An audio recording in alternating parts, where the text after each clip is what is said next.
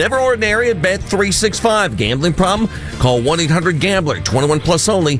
Must be located in Ohio. Things did not go well for the Browns, losing to the Titans 31-29 on Sunday. Head coach Kevin Stefanski on everybody playing a part in this one.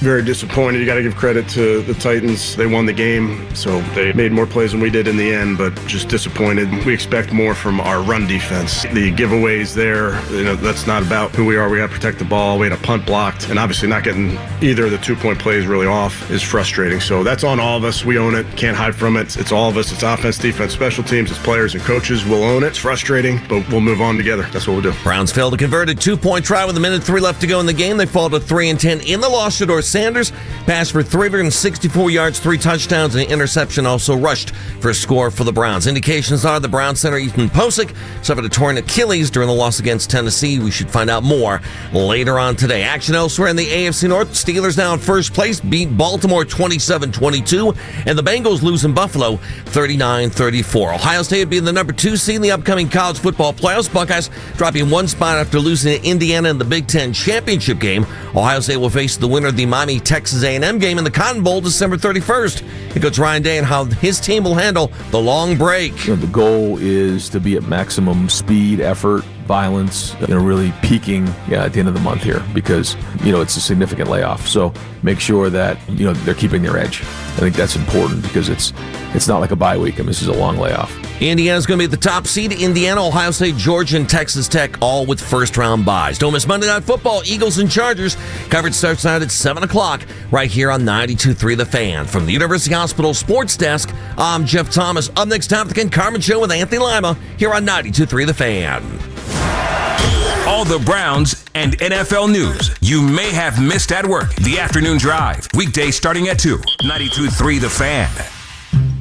The Ken Carman Show with Anthony Lima. Shador under center, back to throw, lofting, back corner to the end zone. David Njoku dive, touchdown! Sanders to throw over the middle. Judy has it at the 40. He's at the 25. He's at the 20. High stepping out of a tackle and into the end zone with a flip. 60 yards. Give the Pollard running left huge hole. 25-20. Foot race to the end zone. Tony Pollard's got his second long touchdown run of the day. And Tennessee takes the lead 2017. Browns on their own 28. Shador throws right, caught by Sampson. Gets a block from Tillman. Sampson makes a move. He gets upended. The ball's out. The ball's out. Tennessee's got it. Bojorquez gets the snap from Sunahar. Pressure's on. It's blocked. Ball's down. Tennessee picks it up. And the Titans have it on the 30. Shador to throw. Pump fake. Pulls it down. Avoids the sack. Still running. Now out to the right. Shador's going to scramble. He's at the 5. He's got a touchdown. Shador dropped the snap. And they're going to fail the 2-point conversion. Sanders backpedaling, looking left, pressure, throwing back corner. Fannin goes up high, and he brings it down. Touchdown! What a ball! What a catch! And the Browns are a 2-point conversion away from tying this game. 2-point conversion to tie. Back to Quinshon. He's going to fake the reverse. He's got it. And now he may throw. Now he reverses field. Now he throws it back all the other way to the other side, and it's incomplete. Oh, my. What was that? This is Cleveland Sports Radio, 92.3 The Fan. Audio courtesy of the UH Browns Radio Network. We gonna do it? What? I'm not doing that. You're not doing it? No, sarcastically, I'll do it. Sarcastically? Kenny. What? How many yards, how many touchdowns does a quarterback need to account for you to do Super Bowl Super Browns? Super Bowl Super Browns. Super Browns! Can't do it. Yeah! Can't do it. Found our quarterback. I know you don't insult the people's intelligence. You're being sarcastic. You're being sarcastic. I got the text from my boss this morning. You're being sarcastic. He's sending me paragraphs. See, this is now you got me pissed. It's 6:05 and you got me pissed. This is all in the last 10 minutes. Don't show them. Don't show them these things. Don't show them text messages from the boss. I'm not ending up in a damn. Now you almost had me cussing at you. I'm not ended up in a meeting over your stupid showing people texts. Pay attention to what the hell that we're doing here. I saw, for the love of God. I saw a quarterback that dazzled, that had the 5,000 fans still in attendance, whipped up into a frenzy. Hey, open up the phone lines, Mitch. Why the hell you got them all X'd out? Let's go. Clean up. I don't care if it's the holidays. Now, damn it, let's work. It's the call-in show, Mitch. I don't give a damn. It's not a lock the callers out show. I'm not here messing around with this because I am a little bit torn, I will admit to everybody here, and I'm not going to lose my voice for nothing. Now, damn it, I saw what I saw yesterday, and you're going to turn everybody around on me, and I ain't going to allow it to happen. 364 yards passing, pretty well. 3 touchdowns passing. I thought he played pretty well. Ran one in. The vibes were immaculate there during the comeback. And like a lot of players. First time all year, my phone is actually blown up during a Browns game.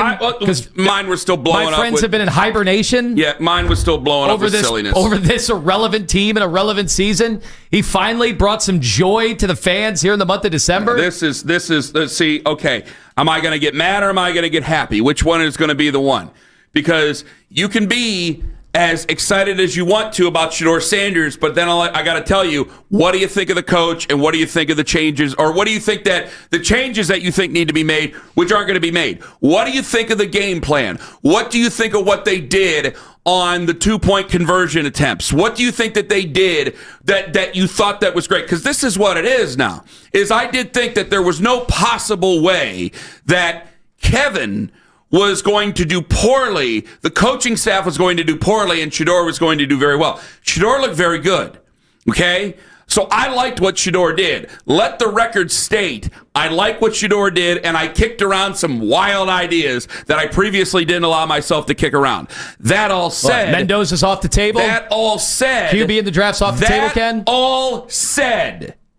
is you are completely lacking common sense above him. That's what it is. Guys, I know that you guys are all afraid to be called idiots on the internet by the thinkers, by the so-called thinkers, the ones with the Substacks and the ones with the websites and the ones that tell you that they know more about football than you do, even though they haven't probably been to a spring practice or a high school practice or a youth practice in years. But they claim to know so much more about football than you. Let me point this out. If the broadcast, both radio and TV, have to keep reiterating, well, you know, that's what the analytics say, they're trying to tell you something different. Because, yes, the analytics would tell you to do that. And the one thing that was brought up to me before the show was Philadelphia did it. And it came back and it bit them, but they did it. And I go, on what planet, other than they're both NFL teams, do we compare with the Philadelphia Eagles?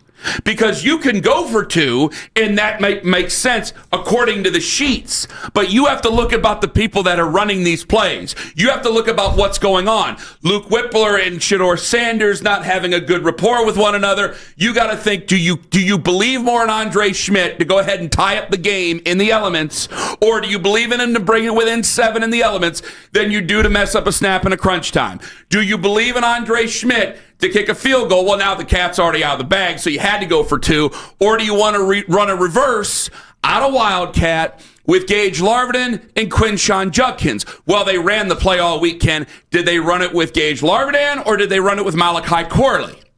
You got to think about the ingredients that you have. It's not all apples to apples here when we just say analytics and that's it. You have to have a feel for what's going on. But as they are, and as they've been for the last decade, not just with Kevin, but I'll throw Kevin in, obviously, especially for the last 6 games, it's all one on a spreadsheet, but somehow, some way, up on the scoreboard, we didn't win the game. And I'm forced to make adjustments, or I'm forced to accept things that shouldn't be acceptable. So about that, I'm very angry about.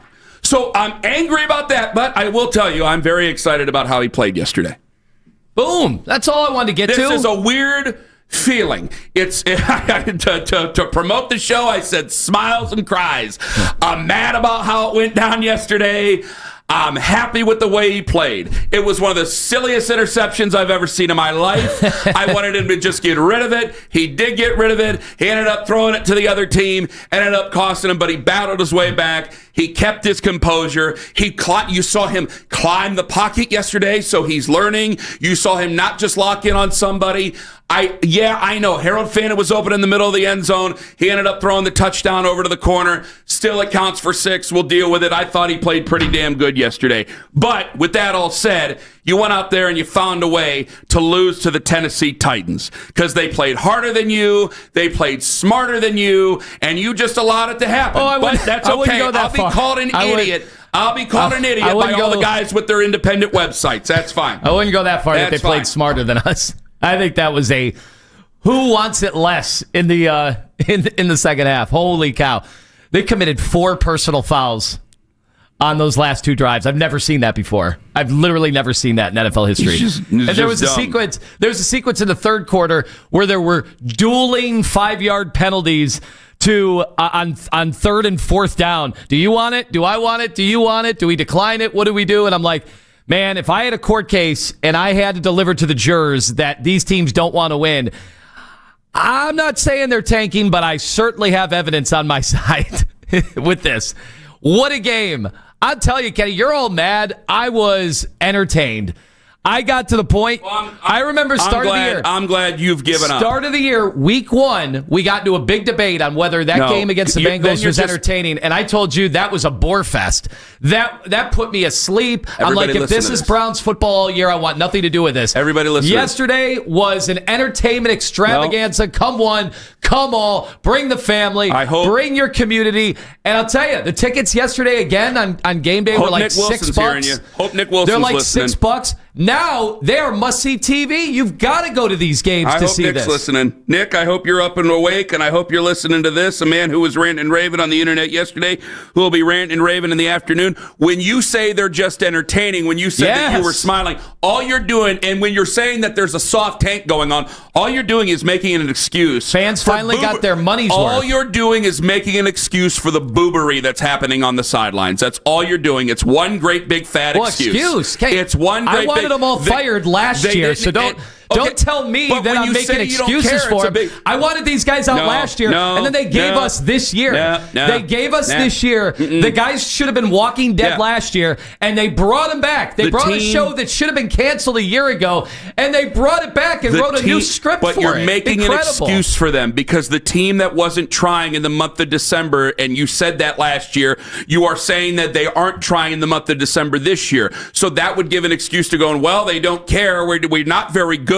Well, you just mentioned the ingredients yourself. Then let's just bring them all back. Let's just bring them all back. No. You don't think Shador Sanders, it's your job to hold their feet to the fire. I can't believe I'm telling you this. It's your job to hold their feet to the fire. It's your job to take it seriously. I did that last year. It's Everybody's your late. job to take Everybody it else seriously. is a little late to the party, Ken. I was here a year ago on that train. Then you need to still be on that train. My then outrage you still is need gone. to be on it. That outrage was great last year, and no one listened to me. Now everybody's joining the party way too late. You still need to be on the train. You still need to be the conductor of it. I'll let you do it. I'll let you get red-faced. I'll let you get all pissed off and have the warm and fuzzies and say they're going to win 8 or 9 games going into the season. That's fine. Oh, I'm sorry. I let a few fans get to me. I let a few fans get to me. I'm sorry about that. But you didn't sit there and say they weren't going to win because of Kevin Stefanski. They win 4 games this year. You didn't say they weren't going to win because of that. Man, they're at 3 wins. They might not get to 4. They're not going to get the 4. Oh, boy. No. I firmly believe. What Buffalo did? Buffalo end up beating Cincinnati yesterday? Yes, they did. Yes. Okay, wanted to make sure of that. Huge comeback. Chicago then ended up losing. Okay, so that's it. Yeah, you're done. We're 3-14 again. You ain't winning these 4 games. That's it. But it's your job to hold their feet to the fire the way you're supposed to. No, we'll probably end up winning the last game. I'm looking at this, and it's a total disaster in so many ways. And now the defense decided to be a civ against one of the worst offenses in the NFL. The only offense that seems to be as bad has been yours, except yesterday. You're 7-point dogs to the Bears this week. So Vegas is not buying the Shador. You're betting on the game. You're an idiot. They're not buying the Shador experience, I guess. Get away from it. How could you not be entertained by that, though? Come on. I'm not entertained by losing. I'm encouraged by the way the quarterback played. I'm not going to be entertained by losing. That's for people who just happen to have to watch the game. I'm not giving up. You've given up. I'm not giving them my will. I'm holding out. You can go ahead and you can give up. I'm not doing it. I'm not doing it. Be a man and actually give a damn for once instead of just hiding behind not caring. It's so easy to hide behind apathy, but you shouldn't do it because you're the one with a microphone in front of you. You think the Browns have earned that from you? What? You think the Browns have earned you to take that seriously? Losing to the Tennessee Titans you don't understand. At the end of the year. It ain't about the Browns. It's about them. In a tank-off where you don't understand it. Two teams gave it their all and only one could come out on top. You don't get it. You don't get it. What don't I get? It's not about the Browns. It's about them. It's about the guys listening right now. It's about the people in the car getting ready to call in. It's about the guys that are turning it down because we're going to wake up their wives yelling at each other. That's what it's about. It ain't about them. These guys come and go. They stay. You stay. I stay. We're all still here. They'll go with their millions of dollars and get the F out of here. You stay. You don't get it. You still don't get it. This is their fault. It's not my fault. God, it's not my fault. It's the Browns' fault. It's the Browns. How are you blaming me? They expect you to be mad as they are about the Browns. There's no way I could be possibly mad. I'm right. At this stage of the game. Right. This season was over 8 weeks ago. This season was over when they drafted Dylan Gabriel, and then they sped him up to go start him at the beginning of the year. That was the end of the season. And they believe if you just think it's all happy times and tiddlywinks, then we'll just never take it seriously, and you'll allow it to continue to happen with the next coach and the next coach and the next GM and the next GM and the next everybody and everything. They believe that. That's your problem. That's your problem. I got texts. You don't get texts from the right people. Of all the people to blame about the situation, I think I'm in the 1,000,000th. A little less time at the Bay Village Men's Club. I think I'd probably have Andrew Barry up there, number one to blame. A little less time at the Bay Village Men's Club and a little bit more time at Cozumel and Broadview Heights. A little less time at the Bay Village Men's Club and a little more time at West 150th. A little less time over at Shoreby Club for you. A little less time over at Shoreby Club for you.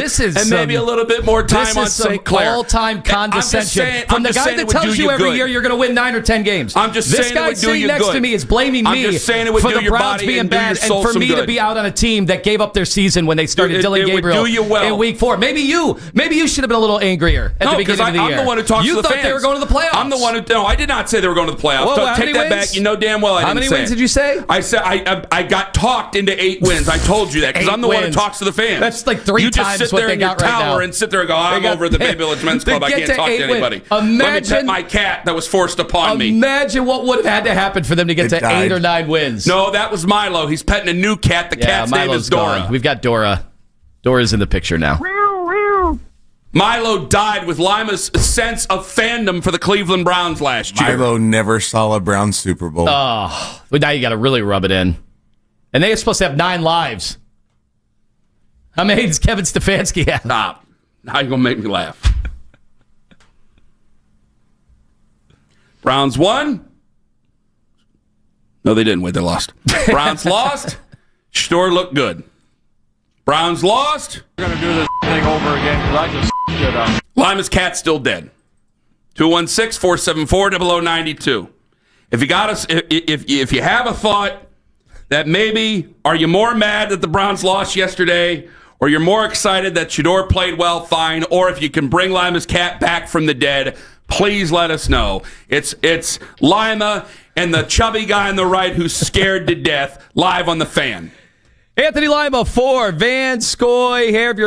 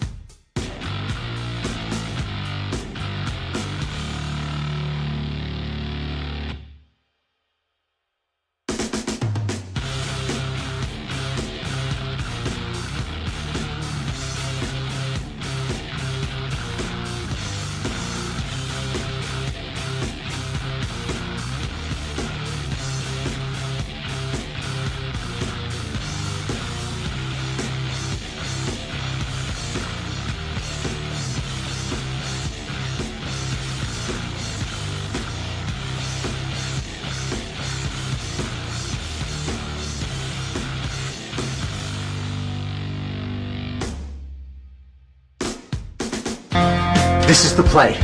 This is the play. Okay. He fakes to the left. No, he fakes to the right. He doesn't fake. He thinks about fake. He pretends to fake.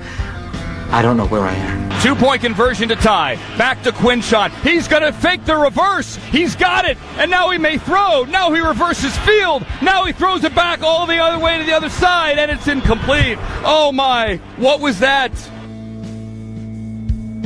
That was Cleveland Browns football, bud. That's what the hell that was. Audio courtesy is the UH Browns Radio Network. Smart, tough, accountable football. You got to see it to believe it, man. Guys, that's what the analytics say. What did you read what Emmanuel Acho said? He and a host of others now, because, of course, I click on one of them on social media, so that's all I'm being fed. Yeah. But Acho said the Browns' 2-point conversion was actually a brilliant play design. And then he did a whole minute and a half breakdown. Excellent. It was wide open. I mean, if he pitches that ball, it is a definite conversion. Beef Wellington would look great, but if I give you old pencil shavings to make it, is it going to taste as good? The designs aren't the problem. But the guy that's supposed to pitch the ball, you asked if... He didn't pitch the ball. Yeah, he just didn't pitch the ball. Didn't pitch the ball. Like, isn't that just on Judkins? Who the hell knows or cares anymore? It appeared so, yes. It looked like he went, oh, crap. You rarely see that, I forgot by to the do way. that. Gage Lardan's looking back like, hello, yo. Was he not looking at him as they passed and it was by? blocked up like so two well. ships in the night, right along Lake Erie. Hello. Like, Dude, what did they say to each other as they passed each other? What was the look in their eyes?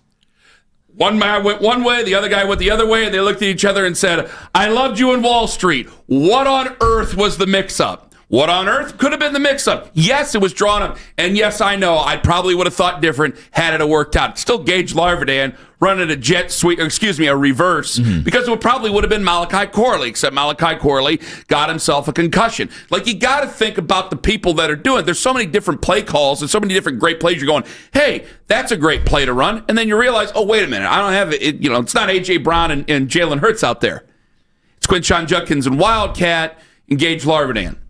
I just can't Maybe believe... we should just kick the field goals. I cannot believe... You rarely see this in the NFL where, yes, they have so many pages and pages and pages and on their wrists, on their forearms, they've got all these plays. And then, they get talked to in their headsets, or at least the quarterback, and then they can relay the information. You rarely see one of the main guys on a play like that not do what he's supposed to do. Like, you see guys lined up wrong. Yeah, that happens from time to time. But, like... Judkins comes out of the huddle. He knows that's the play, right?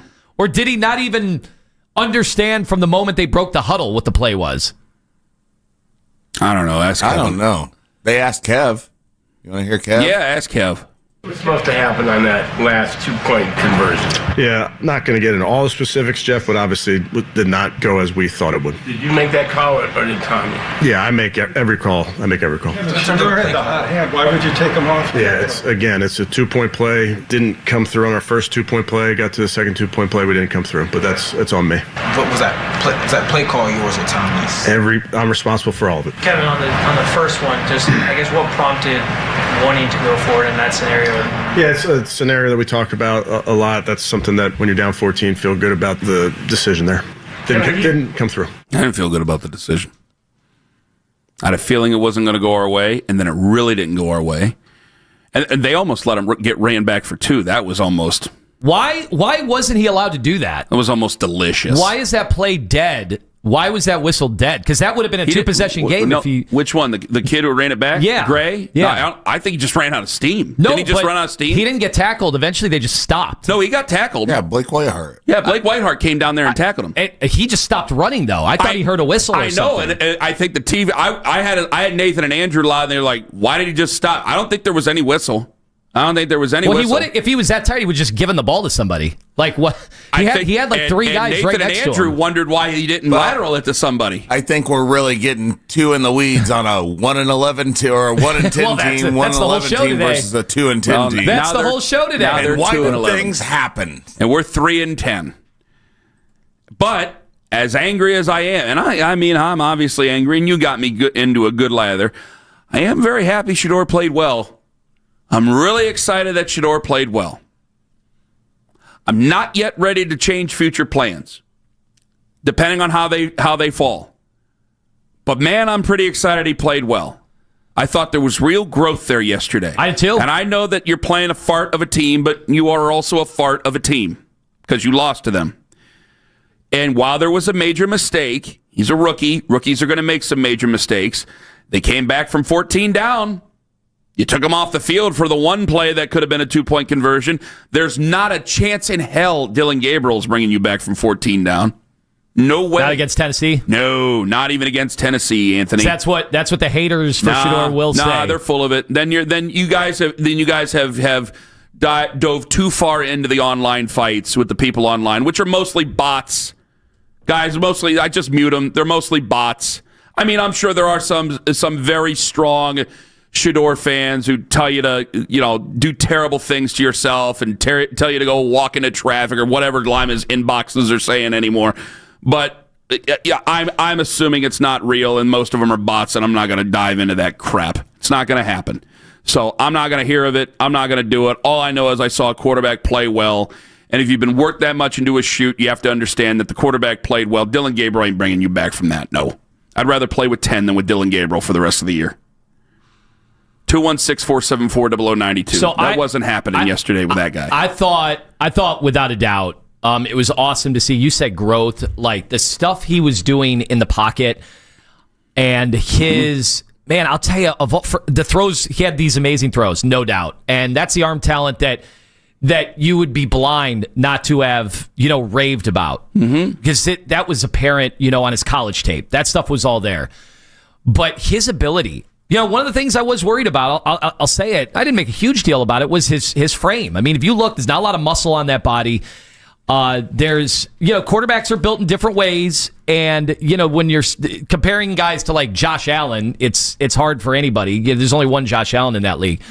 But you wonder, somebody playing the game like he does, at times reckless, at times trying to buy time. But, yesterday had his eyes down the field. Like he did not take his eyes down at any point. So he was allowing guys to continue to run and maybe get open. Had some smart throwaways to avoid damage, had some titanic mistakes, no doubt. The interception was as bad as you'll see in the NFL, and had a bunch of throwaways too that when they look at the film, what normally happens is people are like, oh no, he was just late, guys were open, whatever, we'll see.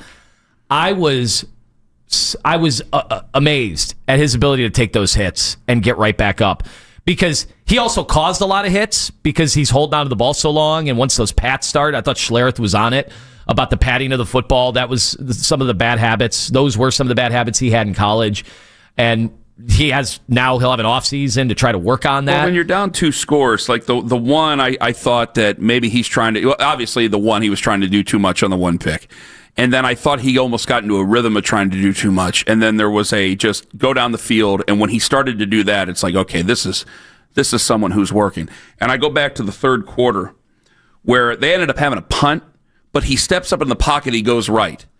And it was like, all right, he's climbing the pocket, that's great. And then Nathan, it's because you can't see it on the TV broadcast, you can see it now on the All-22. He steps in the pocket, he rolls to his right, and Nathan had said on the broadcast, the routes are to the left, but this is something that's going to come with more time. It'll come with more time. But he climbs the pocket, so there is a thing where he's able to learn quickly. He's able to process it quickly. He's able to break those bad habits quickly, which is very tough to do. It's easy when guys are running around with broomsticks and you're wearing a T-shirt and shorts out there in the practice field. It's different when you actually have Jeremy Simmons coming for your head, okay? And when he's able to step up, climb, and I know he rolled out to the right, ended up being a throwaway, which was the right decision because, they were right. Everything was to the left. That's still, to me, that's still growth. That's still growth. And that's coming off of, some toughness there, some things that didn't go very well. I thought that he played. There were a couple times where he was remarkable. There were a couple times where I was wondering, okay, what are we exactly getting here? And then when they're able to come back in the end, like I look at it and I go, it wasn't like it was some baby 5th rounder playing. That was a legitimate performance by him. And I, as angry as I am over, really, this is the culmination of 6 years bubbling up now. That's what this is becoming. I also want to give proper credit where it's due because he's a rookie. And you're going to have a major decision to make. And you got 4 more games now. And I don't know what's going to happen over those 4 games. So I'm going to give credit where it's due. because there is an opening of a window there going, well, maybe we could. Maybe we could with this young man. Maybe he really has something that's just more than just jerseys and talk show fodder. Maybe we can entertain this conversation here. That's what I want to do. Anybody who knows us knows it's exactly what I want. I'm not just interested, do I want to put on an entertaining show? Fine. But I'm not just going to sit here in the gutter and throw rocks at each other over any fifth-round pick. That wasn't what a fifth-round pick does yesterday. Let them back down the field. They had themselves a chance to tie it. They didn't make the best decisions on those play calls because, again, I look at the sum of your parts, not exactly the overall outcome. And I still thought he did a very, very, very fine job. I was very impressed by him yesterday. I think a lot of people should have been impressed by him. If you weren't, I think you're just I think you're fighting the fight too much online. He opened up my mind because I did not expect him to be able to just keep on going after them. I know he's the reason they were down. Well, that and the block punt. He's the reason they got down 2 scores to the worst team in football, which now maybe it might be us. I don't know. But the fact that he absorbed those hits, he kept on coming, he kept his confidence. That guy's confidence is never going to waver. And that you kind of have to be delusional at times to play quarterback in the NFL. And now the fact that we're even talking about a scenario where he could buy a real evaluation here down the stretch of the last 4 games against playoff teams. 3 teams are playoff teams or fighting for their playoff lives.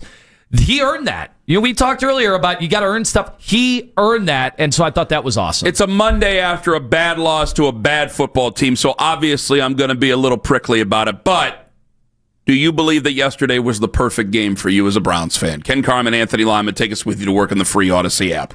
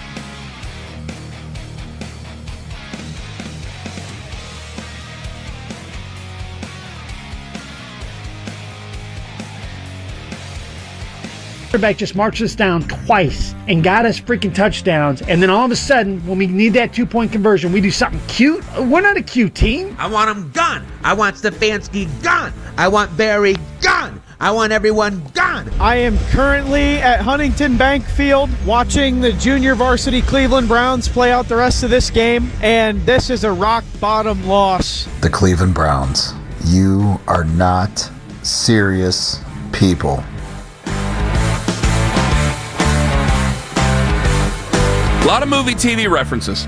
Yeah. And I'm down with that. That's fine. I do a ton of that myself. Get to the free Odyssey app. You can do the same thing if you ain't got time to hang around on hold. I want to get to some of these people here. They've been very patient over the first 40 minutes.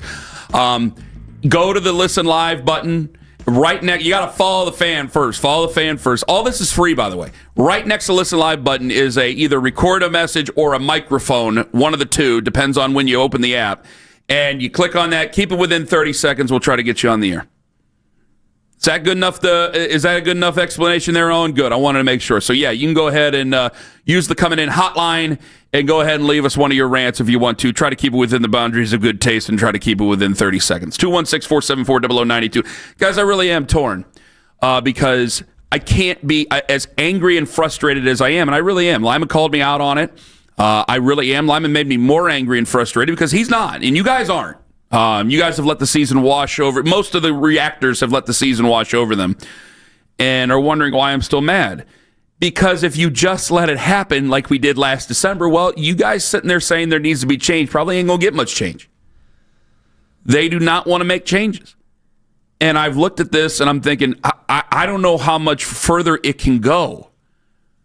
Did you see Corey Bojorquez real quick on the punt block? Like Corey Bojorquez, almost looked around like, what else can go wrong? I thought he was going to get tackled right there in the middle of the play. I never see that where a guy rushes and gets so close, and it's one of the easiest blocks you'll ever see that he could have, if he wanted to, just tackled Bojorquez. Like in the middle of the play, he's just like, you got to be bleeping me, and we're just going to allow it to continue to happen. Well, Jeff Siddell asked the question, and Kevin didn't answer, which maybe is a decent step forward to accountability. I don't know. Just happens every single week. Well, I got to tell you, yeah, that stuff is, I asked early in the season, why even have the press conferences anymore? I mean, he doesn't want to throw his players under the bus. So he just goes, it's the same thing. It's the pull string every single time. Are you talking about Bubba or him? I'm talking about him. I'm talking about Stefanski. Okay. Like, why do we even have the press conferences? What's the point? Because he's never gonna say, Judkins screwed up the play and didn't know the play. I see it differently, guys. Here's Jeff's clip. Go ahead. Kevin, another special teams blunder. How do you keep believing in Bubba? Yeah, I'm not going to get into that type of stuff, Jeff. We have to play better. We have to coach better. But that's just the bottom line.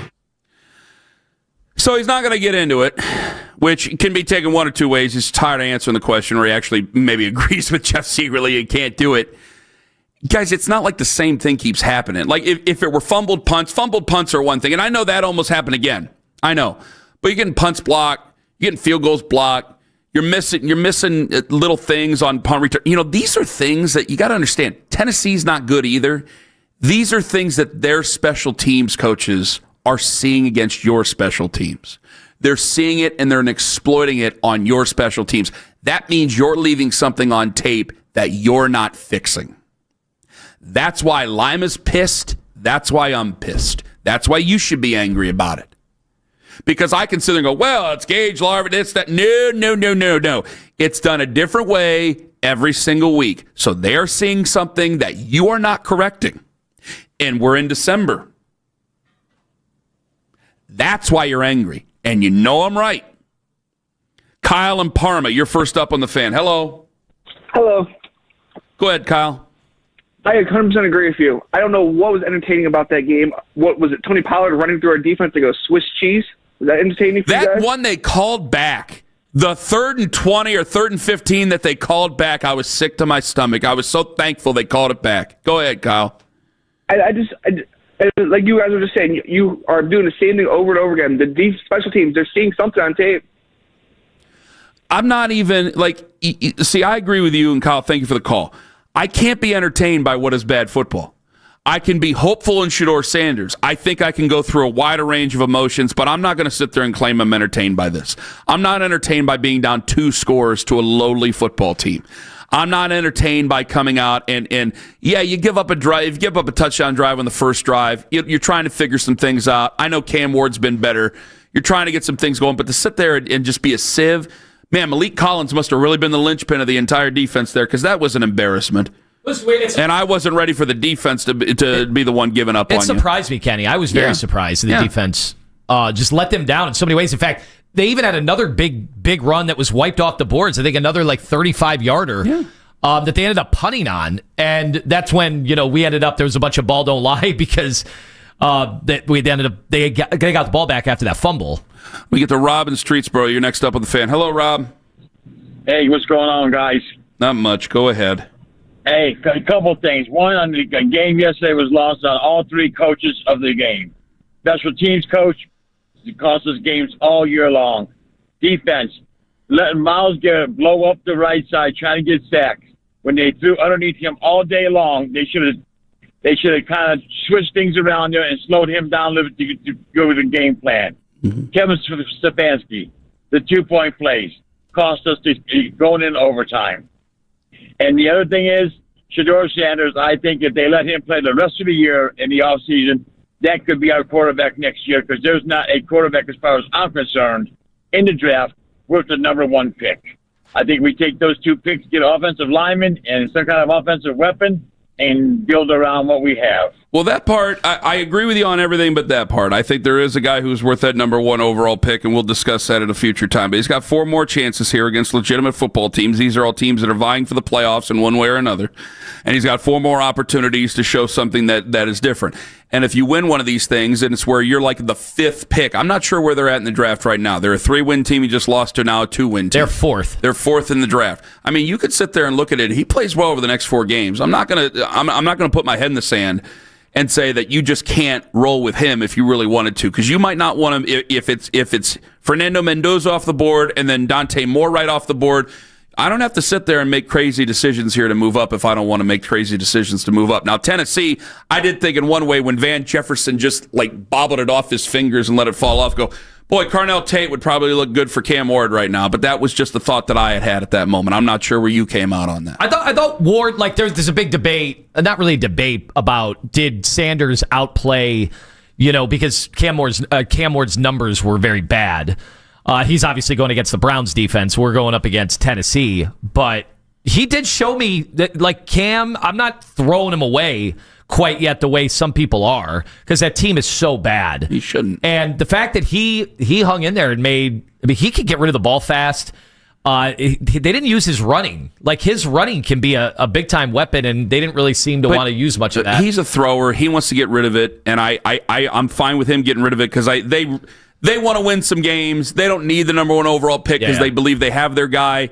And so they want to win games, and they don't need to. He doesn't want to just take off and run. They want to make sure that he's preserved. But he's a thrower. He's always been a thrower. Dane Brugler said that he would have, right now, he has Mendoza, and that was before the Ohio State game. He came on our show last week and said he had him ranked higher than any of the quarterbacks last year. We'll probably get to the Ohio State game and Lima likes, because there's also Lima no likes during Lima likes, so you know how that goes. 216-474-0092. I'm still not ready to burn my future, at least not yet. But boy, yesterday did look good for him. Ken Carman, Anthony Lyman, thank God for that silver lining on the Fan. Anthony Lima for Floors with AZ. Holidays, they are...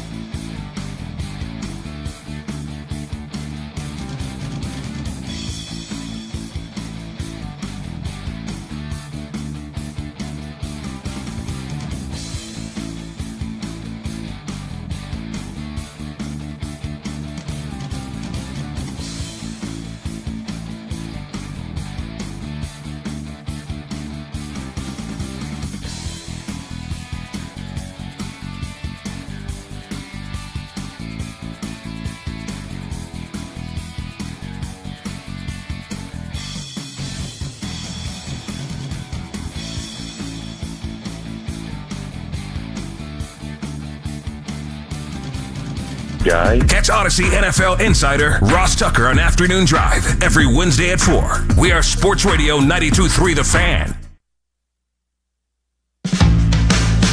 I'm comfortable being uncomfortable. You gotta understand, like, that's just kind of like the situation I'm in, and I'm fine with that. I love that, because my story and everything inspires people to make sure, even if they're in uncomfortable positions and situations, to stay on course and keep that mental strong, and be able to push through adversity, knowing that you'll be able to see the other side one day.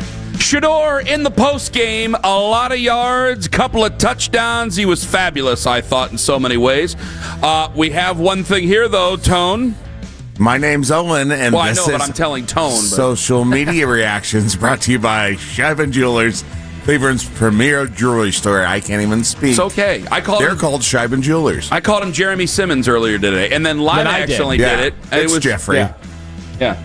It's Russell. It's Jeffrey Simmons. He and Shador had a nice little tit for tat. Travis on the social media says, he played another garbage-ass team. Let's cut back the excitement a bit until we play a few good teams. We got a few good teams coming up. But I'm going to give credit where it's due. It's still the NFL. I may set my draft on fire. I'm not setting it on fire yet. I do have the list in front of me as well. I got to go get that one. I'm not setting the draft on fire yet.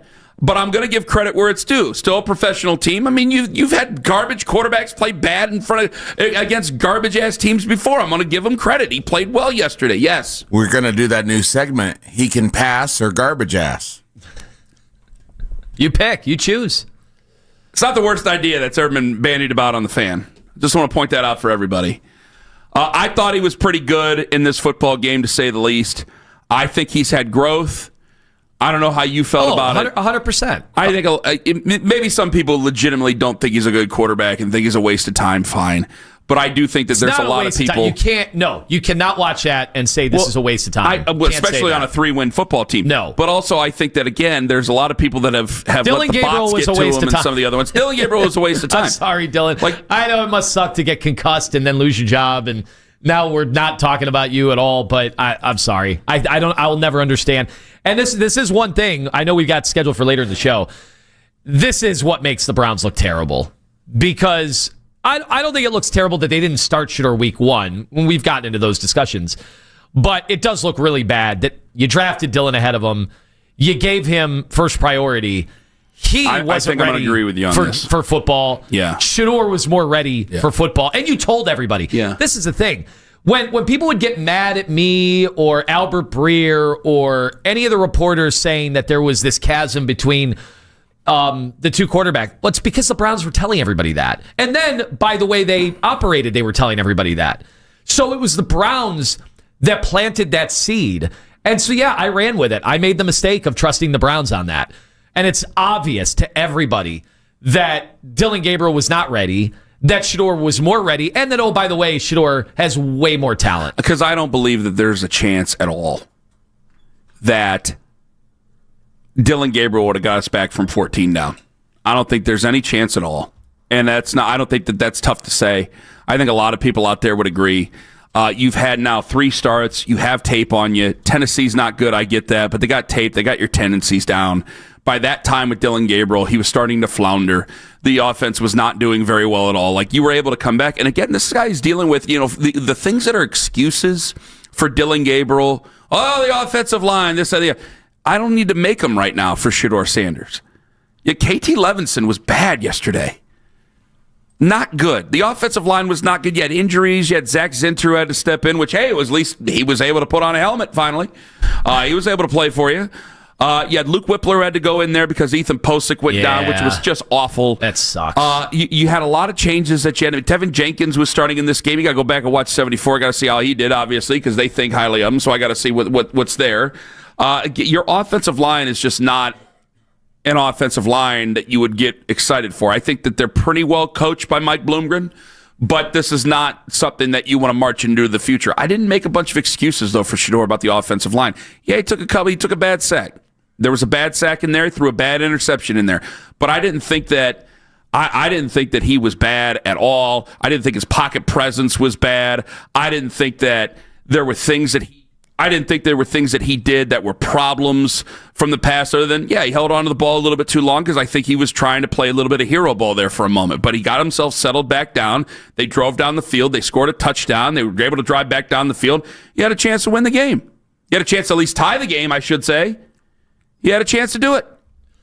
And then, of course, we got to the 2-point conversion, which I already rant and raved about. Like, when you have both broadcasts going, well, this is what the analytics tell you, they're both afraid to be called idiots by the people on the internet who have probably never been in a coach's room and want to be analytics driven instead of analytics informed. That's what one person brought up on the internet. I thought they were right as rain to say it. I don't want to bog the show down in this because there was so much, and I want to get reaction from the fans. But I do want to ask you: is your problem that there seems to be a consensus in the NFL now that they've migrated to a consensus on the statistical probabilities of down now? It used to be if you're down 15, do you go for 2 that first time so you know? And everyone kind of is like, okay, yeah.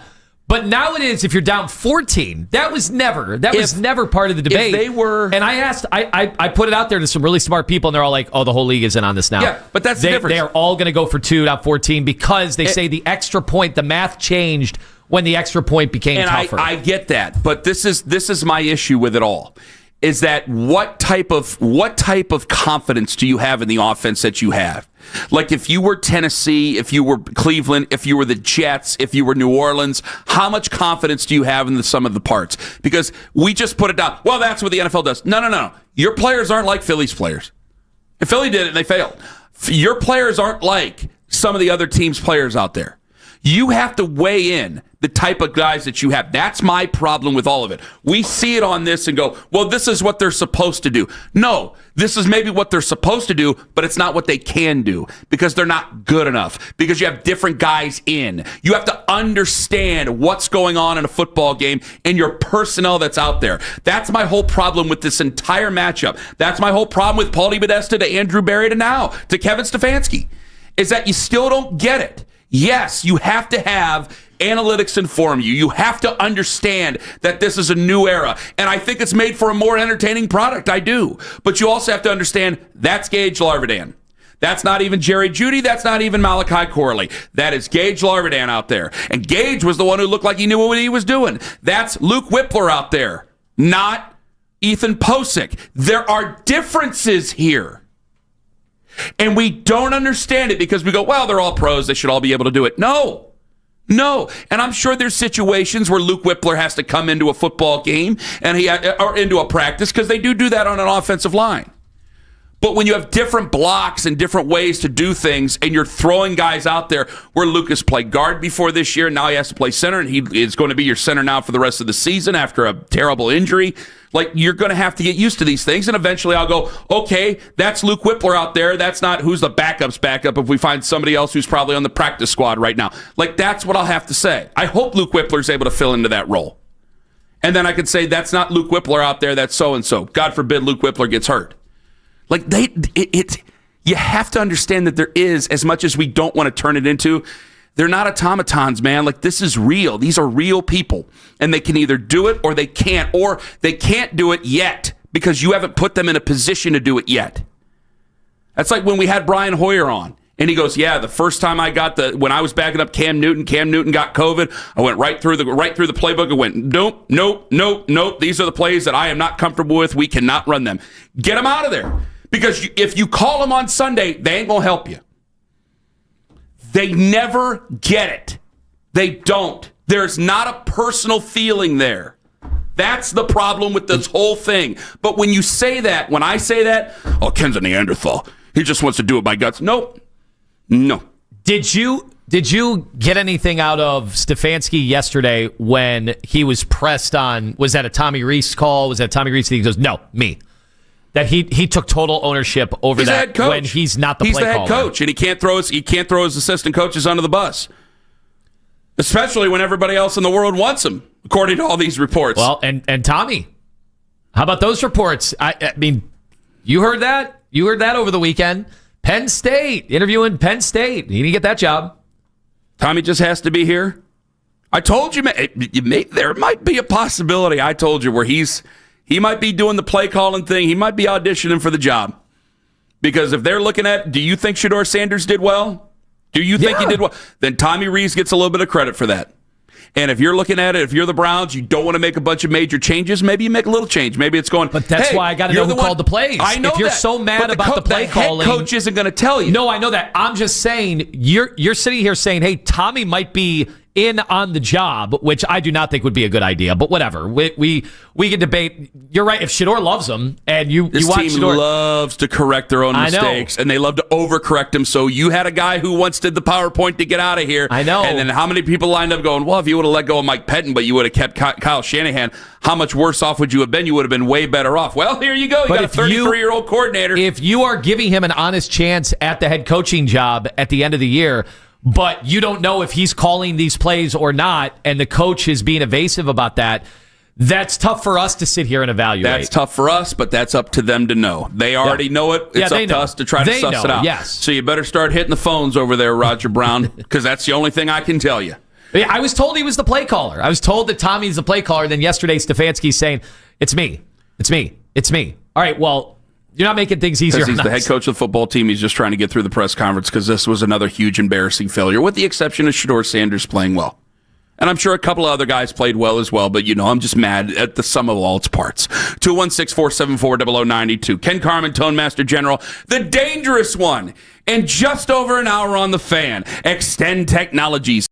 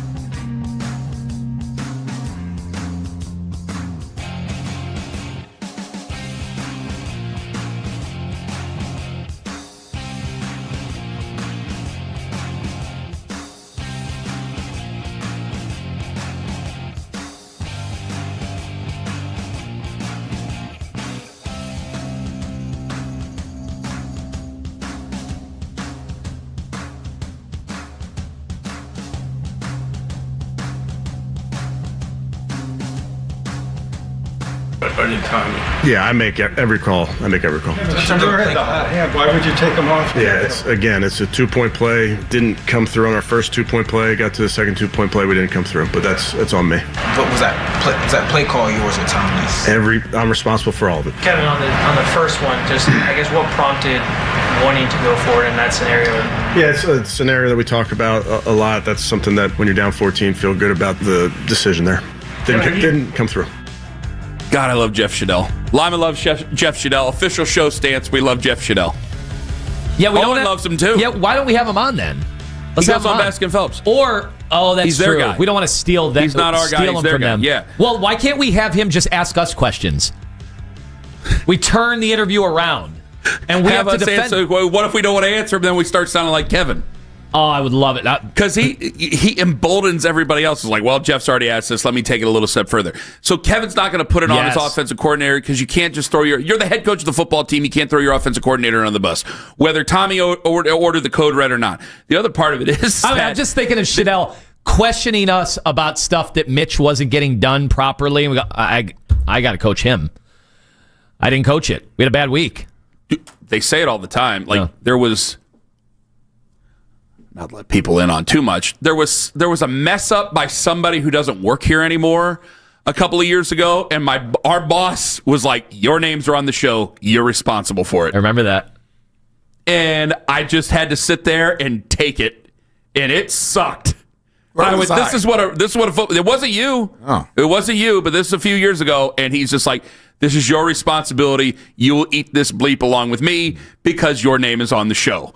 And I went, well. There you go. You want the name on the door? That's what you get. I did. I felt like an NFL head coach just getting yelled at. And I went, well, okay, this is how it works. I had nothing to do with it, but because the name's there, and he may have nothing to do with it. He might have sat there and got on the headset and covered up his mouth and went, that's Gage Larvinahan out there, Tommy. You can't do it because it's Gage. He hasn't ran it all week. It was probably Malachi Corley. Nothing wrong with Gage, but it was Malachi Corley. Doesn't matter. You're the head coach. You're the one who's got to take it. But I do think, can we just, real quick, before we get to the phones again, he was rumored for the UCLA job. Makes sense. Yep.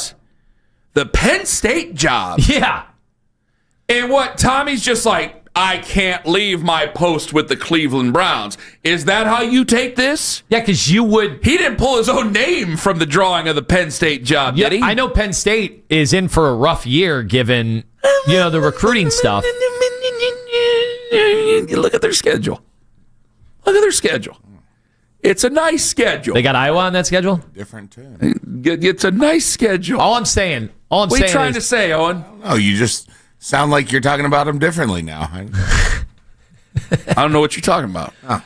I'm just saying, like, you would take Tommy's situation with the Browns right now, unless you are such a believer into Shador Sanders, where your sell job is, I can be the next head coach of the Browns because Shador is going to pop these next 4 games, or 5 games, including yesterday, that I would have the shot. That they'd fire Stefanski, but keep me and now elevate me to the head coach, which a lot would have to happen for that to go down. We've done this before.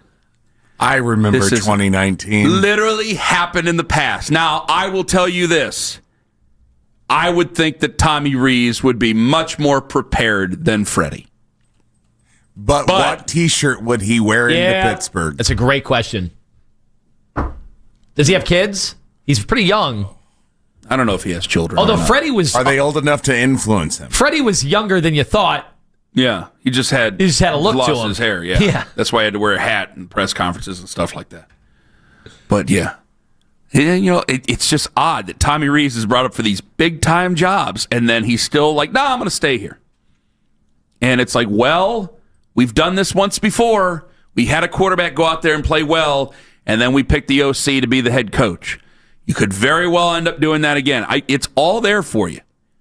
Now, I don't want to overcorrect and just say, well, it's just because it went badly, let's not consider him. No, if there was a move to be made, he would...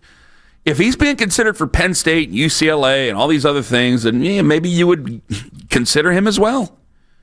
But you're never going to get an answer about who's calling it. And if you think the offense looks better, and let me tell you this, I think that he's done a good job. In the games that he's had to work with Shador Sanders, I think Tommy Rees, if we're going to give credit to the offensive coordinator, I think he's done a fantastic job. Yeah, the Wildcat, I know people got mad about that in Vegas. I'm mad about the reverse, possibly with Gage, because there was definitely a miscommunication there of some sort. And maybe Quinshon just had a brain fart. I don't know. Maybe I'm overreacting on the coaching side of things, and I probably am in so many ways. I'm an overreactor and a dramatic person. Yet, I think in the grand scheme of things, he's worked very well with Shador Sanders. They were very conservative to start things out the last couple of games. I wanted them to open it up yesterday. They opened it up a little bit yesterday, and I think you saw a more confident Shador. You took the good with the bad. There was two bad plays, but the other things, there was really, really nice. And it's like you're going to have to open him up and see what he really can do at one point, because I can't be terrified all the time, because I'm going to make my quarterback terrified. And that's what I thought I started to see a little bit in the last game here. Not yesterday, but against San Francisco. Like, do you want to throw it, or are you just afraid you're going to turn the ball over? Because, yeah, that was a bad turnover, but I can't. If you're going to be anything in this league, you can't just be afraid to throw picks all the time, or you're not going to be anything in this league. And I did not see Shador afraid to throw picks yesterday. I didn't see him. He might have double clutched it a time or two just because of making sure where guys are, but the anticipatory throws were better. Trust was better. Did a lot of work this last week. And maybe it's part of the reason I'm mad because they lost. Because it's almost that you took the game out of his hands. It's a game they could have won. Your defense was terrible in this football game, unexplainably bad. There was an opportunity there, but I thought he played really, really well. 216-474-0092. Terry in Charlotte, North Carolina. You're listening on the free Odyssey app. You're next up on The Fan. Ken, how you doing, man? First off, if you will let me indulge for a little bit, I just think it's important to show, like, Ken, I think you've lost your rocker a bit here. Just rock with me for a little bit. Shador Sanders just threw for 300 yards, 3 touchdowns, and rushed for 1 touchdown. That's the first time that stat line has been done by a rookie since the quarterback that's in Cincinnati, Joe Burrow, right? That's the first time a stat line you've seen from a quarterback since the 1950s. Clearly outplayed the number 1 draft pick in last year's draft. And you're talking about tap dancing between going back and forth for a quarterback that wowed you with a goal ball against Ohio State. Going back and forth. Oh, God. I'm not doing the Fernando Mendoza thing yet. The only thing I said is I'm not going to sit there. He's the best. Terry, no team on earth is going to burn up their plans over one really, really, really good game. They're not going to do that. I'm just being honest. I'm being honest and realistic about it, Terry. Okay. Who was the best representative of Ohio State football, of Ohio football last year? Who? Tell me. Excuse me, last week. Who? Last week, the best representative was Shador Sanders. Okay. Nobody played as good football as he did last week. And you're talking about So he gets the Ohio Player of the Week award? He gets the Ohio Player... No, I'm not. I'm not talking about... the Ohio Players. No, see, that's the difference, is you're going to be so sensitive about it. You don't hear me say all these nice things about Shador Sanders. You heard me say I'm not going to set my draft on fire for next year, and you immediately got in your feels about it. And you want to call me sensitive over it? You have gaps in your offensive line. You have gaps at your literal offensive threats. You need wide receivers. You need tackles. And you want to draft a quarterback. No, I don't. I don't. No, I do not. You've been talking about I'm not going to get loud. Before this game. Because I have to be realistic about it. And I know what this football team is. And if you have the number 1 overall pick, he better play damn well over these next 4 games, or you know what they're going to do. Don't be mad at me for telling you the truth, Terry. You can be mad at me all you want, but I'm just telling you the truth. He's the best. He's literally thrown a 300-yard game before Drake May. Congratulations. Well, Drake May plays with a lead every week. But I'm not going to sit there. See, you're not going to make me. And then they run the football. I know what I've said about Shador Sanders. He was your leading rusher in the game yesterday. I don't know if you realize that. He had no run. Terry, because you do not live in reality. You're not going to make me say bad things about Shador Sanders to argue with you. I don't live in reality, but he had 400 all-purpose yards, 4 touchdowns, he did a great job. No, I didn't. No, I didn't. Nope. You're misrepresenting me. Goodbye. In a way, the interception, that's not going to happen. The terrible pick that Shador threw ended up being the best thing for him because he got all those numbers that every caller is going to cite. No. Because they were playing from behind. Had they have just been leading the game, they would have just turned around and handed the ball off. No. Go back and listen to the show and then come back to me with some common sense. Because at no point was I going meh over any of it. I was being honest about it. Okay? And no amount of Instagram videos are going to change anything. We also the thing is, see, this is what drives people crazy with the Shador fans is that Ken started off the show talking a ton of good about Shador, but then they only want to hear the negative. When people call up and they only want to hear the negative. Stats, which by the way, we were complimentary they only of want to all hear these the amazing throws that he had yesterday, and how he had juice in the building and had people believing, and we said all these good things. But when a caller and a Shador obsessed fan just wants to talk about all positives like that, you see what happens. And you people are not going to turn me on this. It's not going to happen. I'm not going to sit there and be one of these guys in the media who all of a sudden pray for his downfall because of the people getting in mentions and saying terrible things about your kids or saying terrible things about. It ain't going to happen. See, I'm not going to allow it. I feel bad. You guys are not going to make me do it because it's his fans that ruin Jonathan that for Peterlin, him. you guys are not going to make me do it. I think Jonathan's been fair. I can't wait to hear Jonathan today. Okay, fine. Cannot wait to hear him today because I think Jonathan has been rooted in. He hasn't let the delusions get the best of him. Like he's been honest when he's made mistakes. His fans online are never honest about them. Nothing's a mistake. Who? The Shador's fans. No, nothing's ever a mistake. But listen, you guys ain't going to make because they're overcorrecting against the haters. This happened with Lamar Jackson too. Yeah, like. There were people that just said Lamar Jackson's not a quarterback, and I'm like, he's the MVP. What are you talking about? But then people would come and course correct and overcorrect. No, listen, I can't speak for other media members. I'm only going to go what Terry said about myself. If you listen to the show for any modicum of time since April, you know how I felt about the guy. You know that I'm happy that he was here. And I'm not going to let people who only want to hear negative things so they can get themselves going or so they can go and they can pump up their own YouTube videos or whatever they can do. You're not going to make me do that. I don't like being told about how I think when I don't think that way. And I'm not going to sit there and be told that I don't like Shador Sanders when I do like Shador Sanders, when I do want him to be a franchise quarterback for this football team. But I have to live in reality. That's what I have to live in. So you better hope that they win some football games and then they're out of it.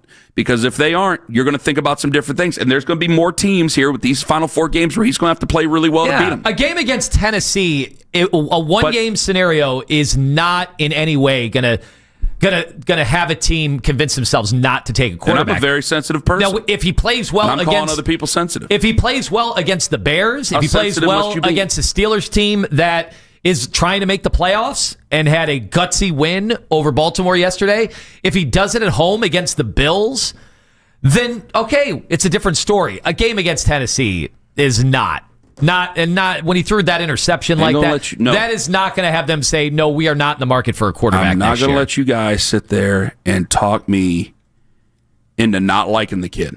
It ain't going to happen.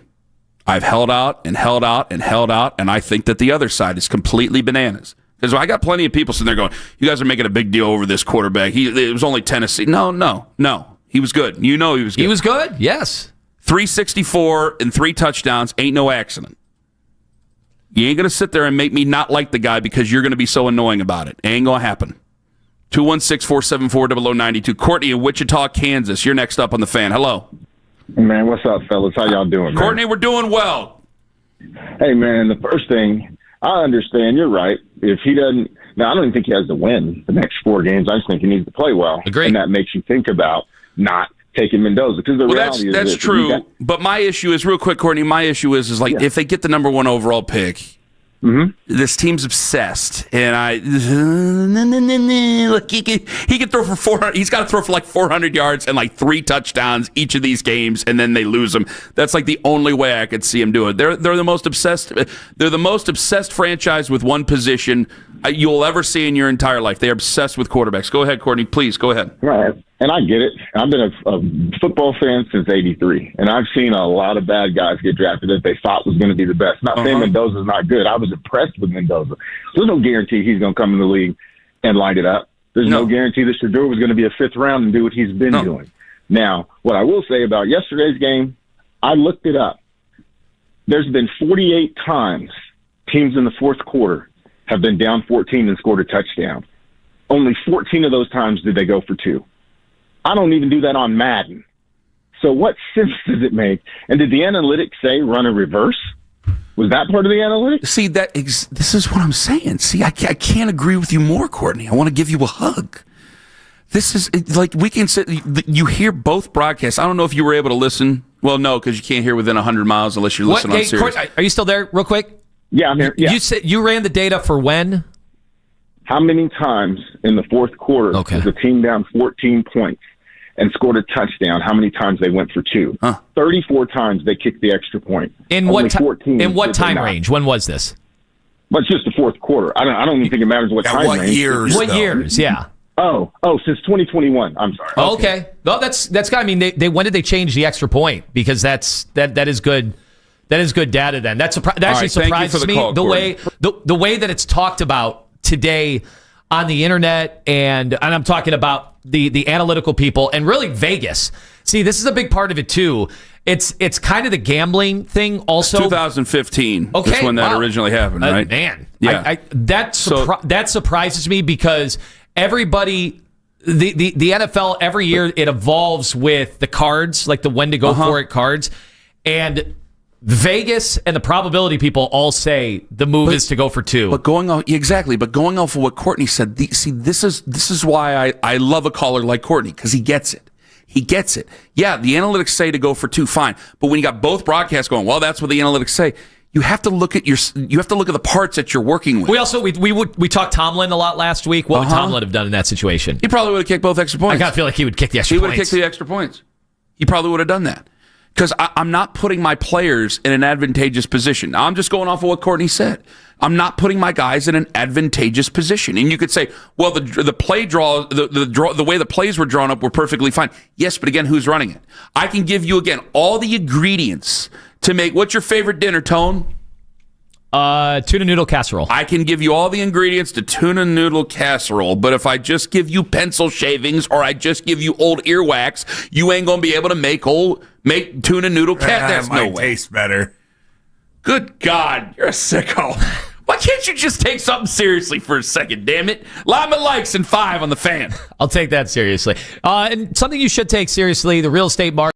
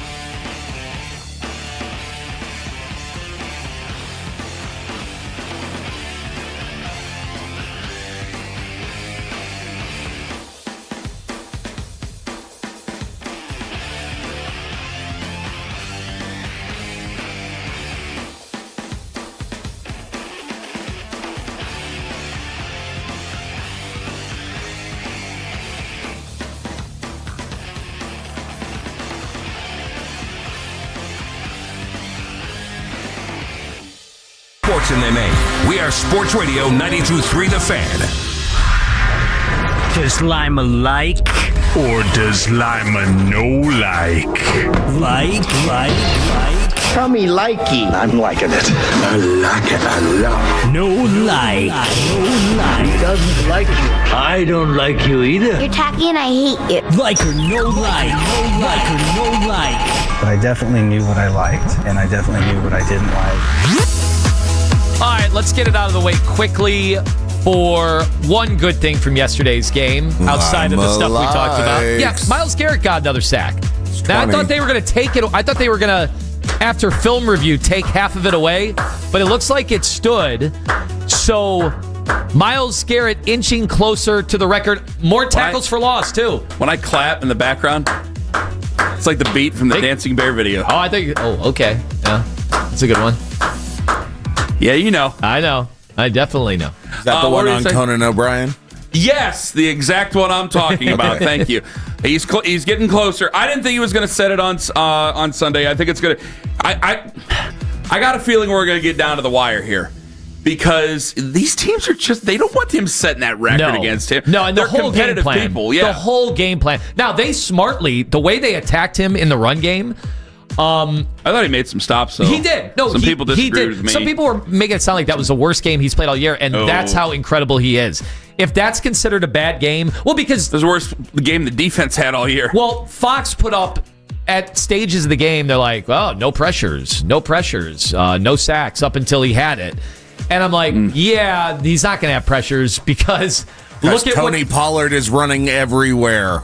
That's true, and also Cam immediately, one thing he's really good at, he can get rid of the ball fast. Malik Collins, why did he have to get hurt?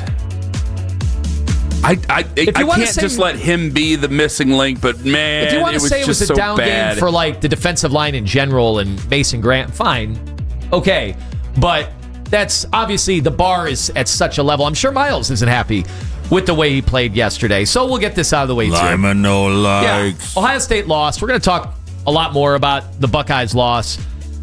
I don't think it dooms their national championship hopes or anything like that, but 10 points is embarrassing. I mean, it is. I'll be honest. And I'll give Indiana a ton of credit. Well, and certainly it was the style of the 10 points. It was the blue. Can I say that on the air? Go ahead. Where certain parts of you get turn blue. Yeah.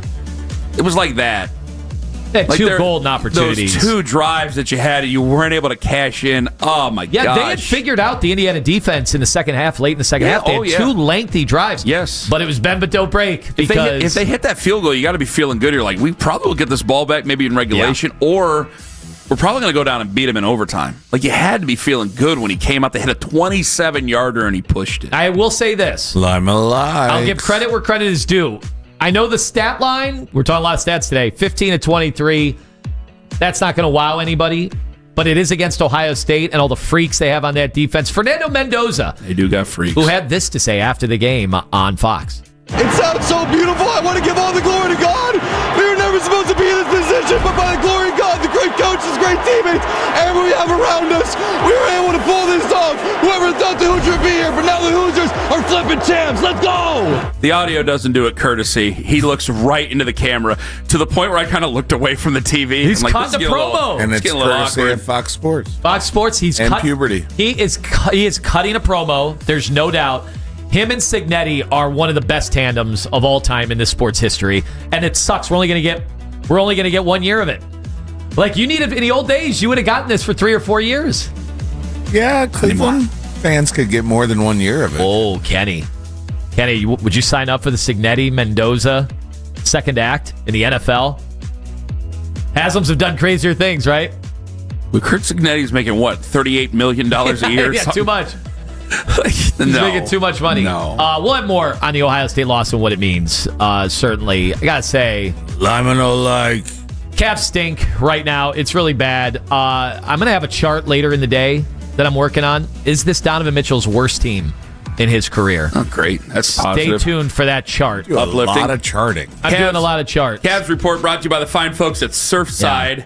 Please drink responsibly. Really, you chart responsibly. The worst team that he's ever played on. The worst team he's played on. With the number 3 overall pick and the number 4 overall pick. Believe it or not. Okay, tonight's the night. Ooh, I'm alive. What has happened? We were also charting air travel, private air travel over the weekend. And folks, Lima Lights. Matt Campbell, Stark County's own, and Ken Carman buddy is coming to the Big Ten. He's coming to Penn State. And Kenny is going to Happy Valley in the Creamery. Right. So I will let you guys. Ken's supporting his buddies so much, he's wearing that Iowa State cyclone. I will let you guys in on one little thing. Well, I ain't getting rid of free clothes. That ain't gonna happen. So, who the hell's the next head coach of? He's staying with Iowa State. No, I'm not leaving. Or I'm not leaving the free clothes. I'm going with Penn State now. I'm going with Matt to Penn State. I'm not physically leaving, but you get what I'm saying. Who's the next head coach at Iowa State? Oh, they took the. They got the guy from Washington State. What's his name? Yeah. Jimmy Rogers. Dennis Rasmussen. Jimmy Rogers. Yeah. Dennis Rasmussen. I'm a big Jimmy Rogers fan now, too. So I'm gonna keep wearing the hoodies until the new hoodies come in. The question is if I can wear I'll let Penn you guys State sit on stuff. one little thing. Like Wednesday. Was it Wednesday night? You knew. Kenny was being coy. Wednesday night, I looked at Axel and I go, "Did you root for Penn State?" And he goes, "Oh, I hate Penn State." And I went, "Just reconsider." Yeah. And he's like, "Why?" And I go, "Just maybe use them on your college football game and see how it works." Streets are talking. Just kick it. Now, I didn't say nothing about anything. Just maybe want to reconsider. Kenny was good at keeping a secret last week. Yeah. He knew. You guys sit there. I hate the worst thing. Kenny can't keep a secret. No, I keep a secret real well. Congratulations on all your success. I'm alive. Although maybe Matt Campbell wouldn't like this very much. John Carroll with the upset in Alliance, taking down number 2 ranked Mount Union in double overtime. Larry Karras wouldn't allow that. They'd still be running gassers. Kid was from Brookside that made that tackle. Ken never promised him any wins. No. Oh, wow. So give it up. Give it up to John Carroll. They said they dodged Mount Union by leaving the OAC. And not only did they win their conference, now they can be declared the OAC champs. The old comeuppance. Some local teams quickly. I'm alive. Avon had gotten it done at the end of last week. Also, I'm alive. Kirtland in D6 and I'm alive. Glenville in D4. You got 3 state champions right here in Northeast Ohio. I've never got to stand on the sidelines for an Avon game, so I don't mean any disrespect to Mike Elder and his crew. 2 of my favorite sidelines to stand on is Glenville's and Kirtland. I always come away learning more. Yeah. I always come away learning more from the coaching staffs. I love them. I absolutely love standing on those 2 sidelines. I always pay attention. You think I'm not paying attention. I love to stand close to the coaches in here, and I always come away learning something I didn't know before. Congratulations to all 3 of those programs. Fantastic programs. What time did Kirtland get back into the weight room? Probably Sunday morning at 7. That's late for them. We did text John Camp when they were up 14-0 going, just print the story, tell everybody they're going to be lifting tomorrow morning, and go get in the woods. I know that you want to get up in the deer blind, John. Just go get in the woods now. It's over. And it was. Hey, Kirtland at least celebrates when they win these state championships. What was it, Marion Local? They walk off the field and shrug. Get back on the bus! Get back on the bus right now! Like, okay, all right. Coaches evaluating how they leave the locker room. That's it for Lima Lakes. Outstanding. Thank you very much. I did see the video of the plane land in Happy Valley, and I went, this is a little surreal. This is a little surreal. I can't believe this is going on. Daryl Ryder at 8:20, and you guys want to say what you want to about me. Folks, only the biggest homer could think that losing was good for them. Ken Carman, Anthony Lima, Homerific Radio with the guy to the right of me on the Fan. Friends, Ken Carman.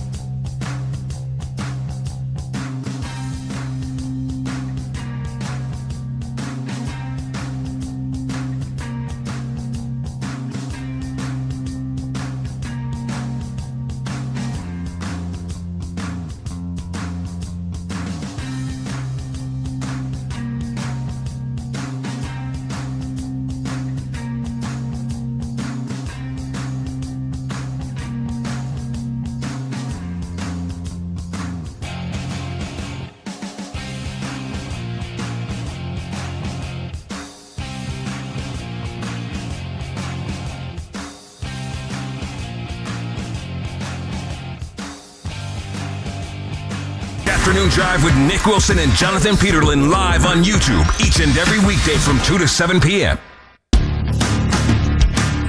Being able to do different things. See throws, I missed how to get in that rhythm early on. It's a lot of things I would say that we go in the week trying to improve, and we got to look at the film. I know I didn't play perfect, so it's definitely being able to see that, being able to go over and rekindle my thoughts on what I missed and why I missed it, to get to the root of everything so then it won't be consistent problems. Shador Sanders, he was great yesterday. Browns lost. He was so good. I keep forgetting they lost, actually, because the conversation has turned into Shador.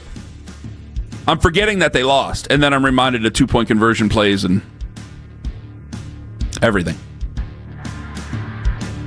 I'm reminded of block. I have to remind myself of the block punt. I know we got into it. The clips are out there, and maybe we'll get into it again on this because I know this is the most loser attitude of all time. Oh, I got a better loser attitude for you. But I'm evaluating, obviously the rookies. I'm evaluating the guys that are going to be here. And because of that, to me, the outcome doesn't really make all that much of a difference to me. And I know that sounds like big-time loser mentality. But Shador playing terrible in a win, all right, great. No, but playing well in a loss, it just I got a lot out of that.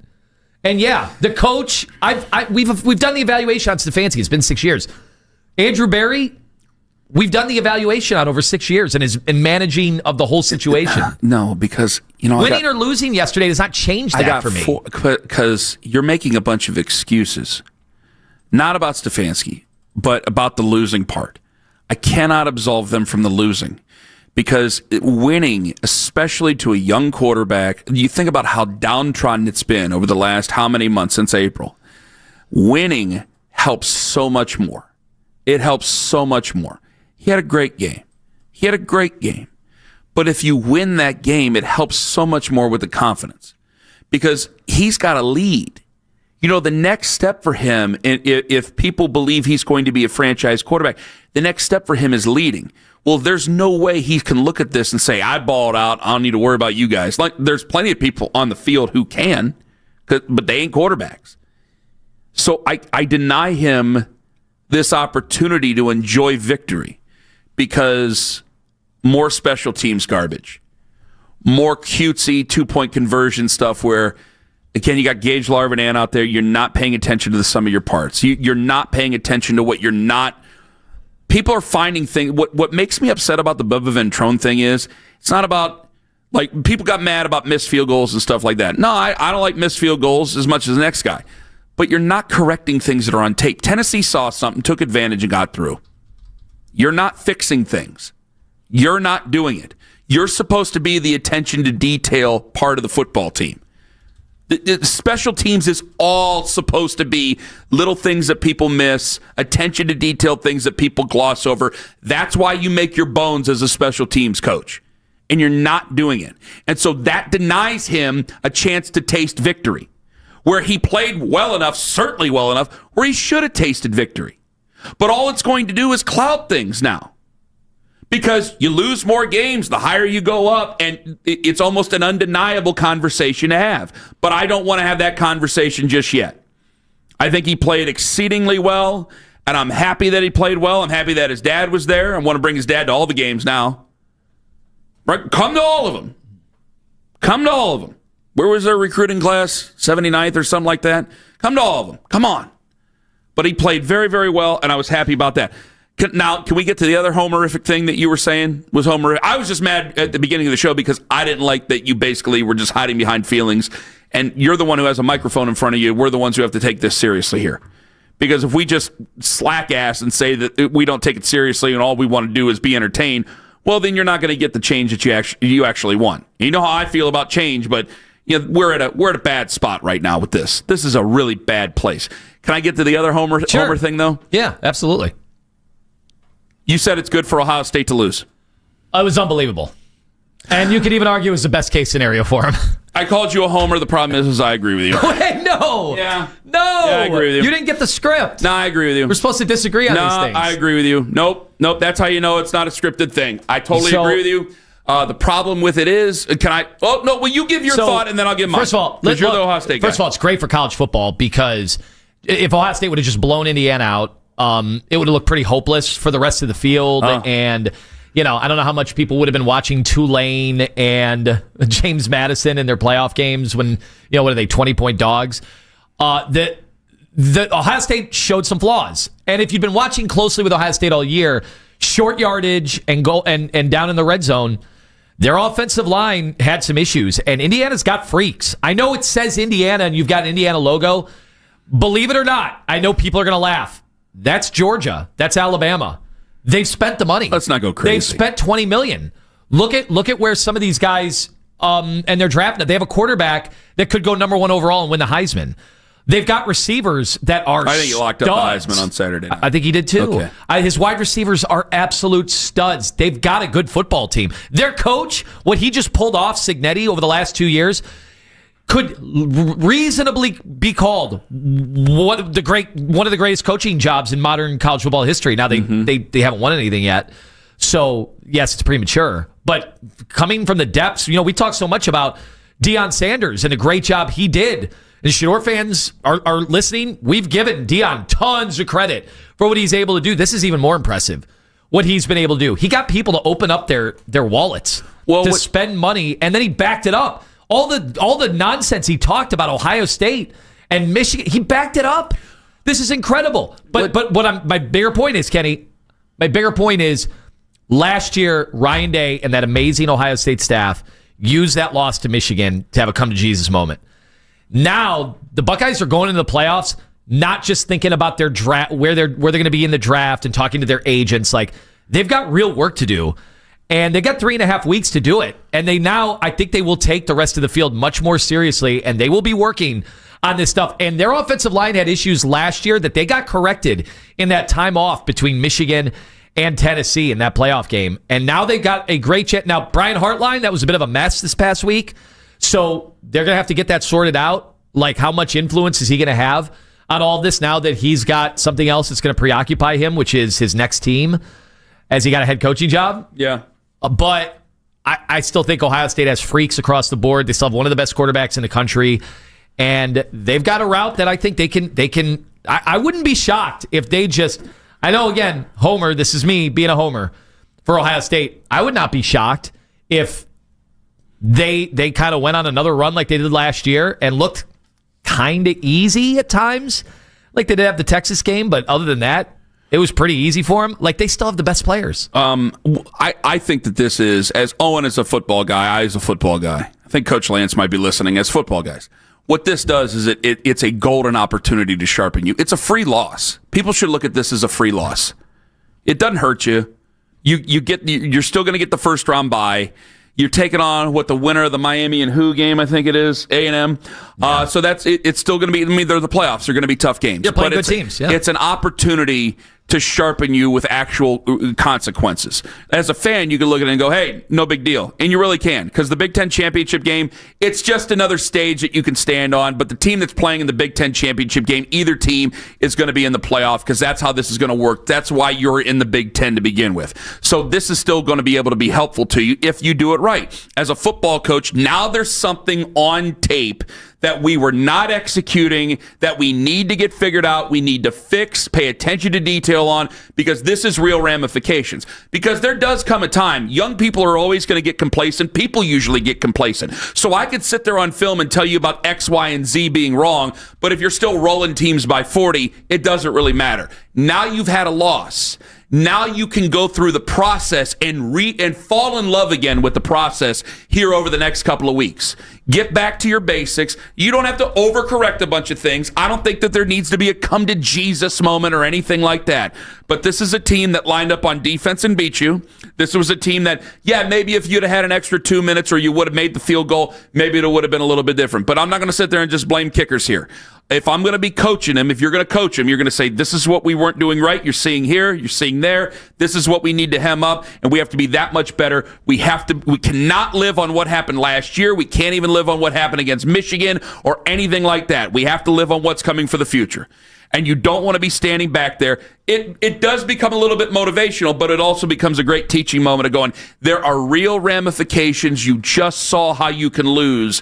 You got a reprieve here, and now you can be better. I think for an Ohio State fan, and I don't, anybody outside of Ohio State is going to think I'm just some guy from Ohio making a bunch of excuses for Ohio State. No. I mean, that's college football, and that's the way it works, so I'm fine with that. But this is a golden opportunity to teach. This is a golden opportunity to get back to basics in some fashion, get yourself resharpened, to get going again as a program. And it happens to be in one big stage where Indiana got you. They're a really good football team, and now you can be sharp and be ready for the postseason. I think it's if there's such a thing as a good loss, and there aren't, but this is the best scenario you could have got. That was Indiana's Super Bowl. You know, Ohio State's bigger game was clearly the Michigan game for the obvious reasons, even though Indiana's better than Michigan. And did Ohio State show everything in that game?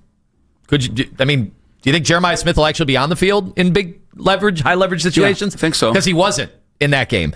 Something tells me it'll be a little bit different. Like, you notice they didn't run a reverse switch Jeremiah Smith. They didn't. They tried to do that throwback there, which for some reason it looked like the zestiest play I think I've ever seen. It only went for 6 yards. I'm like, what? I have no idea what the purpose of that was. Maybe they're again putting something on film. But I'm fully aware that there was a meltdown in Ohio State. Their fans are thinking, well, we're not as good as we thought they were. I think Ohio State is really good. They got freaks across the board. They've got an unbelievable coaching staff. They do have a kicking problem. I don't know about has that a kicking problem. They missed a kick too. Everybody has a kicking problem. All right, coming up here in about 45. Well, you know what? No, I want to ask Daryl about this question. There's a different conversation to be had about these quarterbacks. However, did the Browns find a QB for 2026 yesterday? And could the boogeyman come back and make things a little convoluted as we bring that guy back for 2026? Ken Carman, Anthony Lima, the dangerous one, Daryl Ryder, coming up in 5 on The Fan. Friends, Ken Carman here.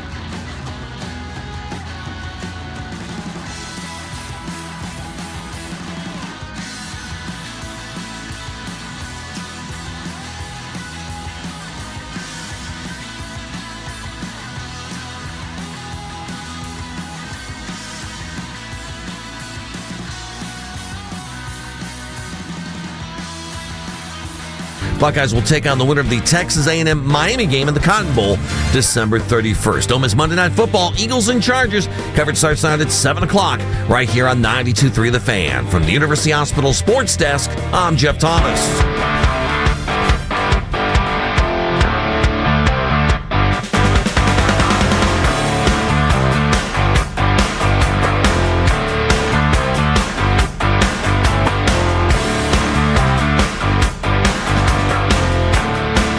It is time for the dangerous one. He's brought to you by Scheiben Jewelers, Cleveland's premier jewelry store. Ladies and gentlemen, the dangerous one, Daryl Ryder, joins us right now. Hello, Daryl. Hello, boys. What'd you think of Shador yesterday, huh? I thought it was pretty good. Aside from the one interception, I thought he was pretty good. Okay. Pretty good, that's it? Just pretty good? Yeah. I think he should start the rest of the year. Oh, that's not saying anything. Come on. Well, he should. Put him out there and make a damning opinion here. I told you he's pretty good. There's something there. Let's see what he's got the rest of the season. Well, yeah, but who's he go? What other option would you have for the rest of the season? Dylan Gabriel, please. Yeah. No. Not Deshaun Watson. Hey, don't threaten this organization with a good time now, Ken. All right. That's enough of that. Daryl Ryder. All right, Tone, go ahead. Well, what was most impressive to you about that performance? Because, some outsiders are looking at it going, they were down 2 scores. It's Tennessee, worst team in football. They're committing all sorts of personal fouls. He threw the terrible interception. That got him down big. While we've been very complimentary of him today, it does seem like there is a split depending on where you are, who you are. Well, I thought he made some really great throws. The touchdown pass to David Njoku, the touchdown pass to Jerry Jeudy, the touchdown pass to Harold Fannin, all phenomenal throws. I think that there's just a segment of folks that just are going to hate on this kid no matter what he does. They fell behind, and that happens all the time in football. He rallied them back, and they had a chance to win a game with him on the field. That would not have happened with any of the other quarterbacks that they have played this year. So, I don't understand what is difficult for, I guess we'll call them the haters, to understand. He gave the Browns a chance. Yeah, okay, fine. They fell behind. I want to know how many people in real. Daryl, you've given me a little bit of something here where I kind of want to call out the haters. I want to see if there's actual haters on the air. Like, I want to see if there's actually people in Cleveland, like, willing to call in saying, I don't like Shador. Are they willing to say it? Because I think that there's this, I think that most of it has been people on the internet getting fights with other people on the internet. So they let that cloud their judgment and they want to be right. And so they, root against him. And I'm like, I'm seeing growth here. I'm seeing a guy doing things differently than what he did when he first got out there.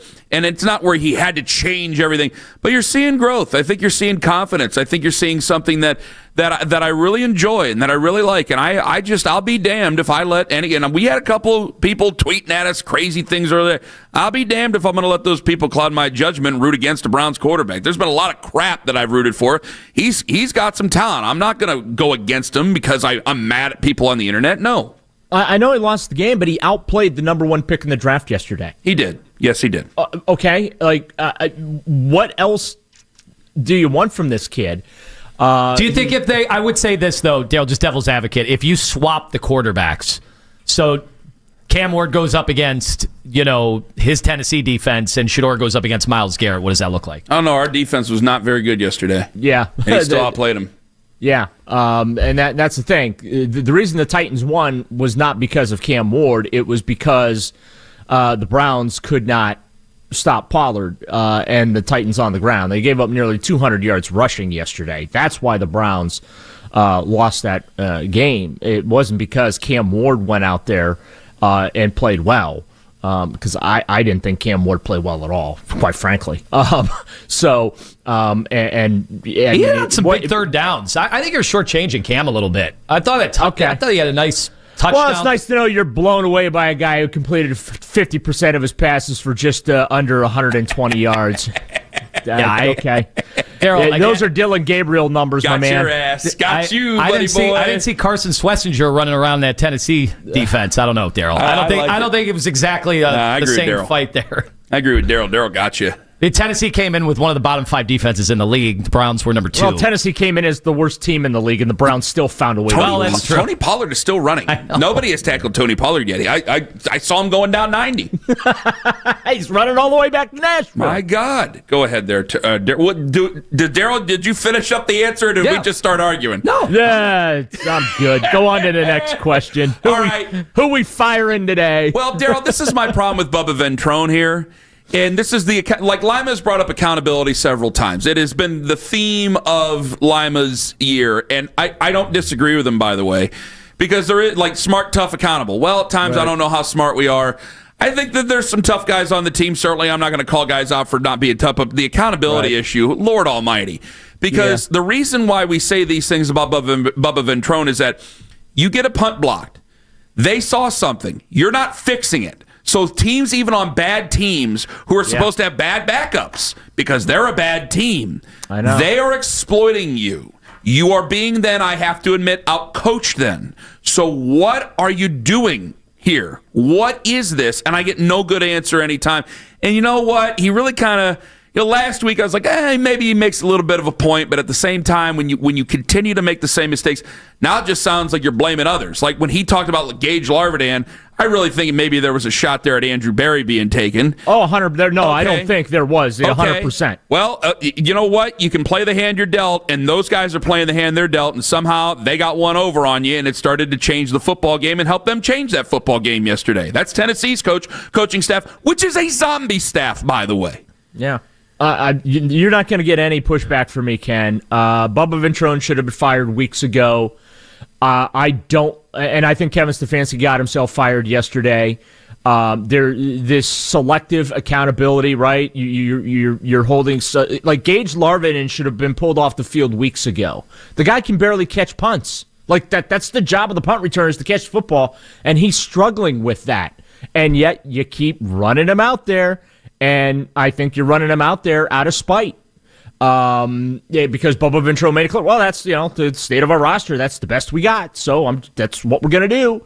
And there's no reason to keep doing that. You have other people on this team that could go out there and at least catch the football. Mm-hmm. And you're right. They've had a couple of games this year where we're all like, oh my goodness gracious, the special teams unit actually made a couple plays today. Like, it's a pleasant surprise that they did their jobs. But he should have been fired weeks ago. And the fact that that press conference last week where he absolutely blamed the front office, took shots, that's not leadership. That's not accountability. None of that stuff. And I don't think that gets done without the head coach's blessing. You do not allow your coordinators to go out there and take shots at the front office as a head coach, as the leader of the football team.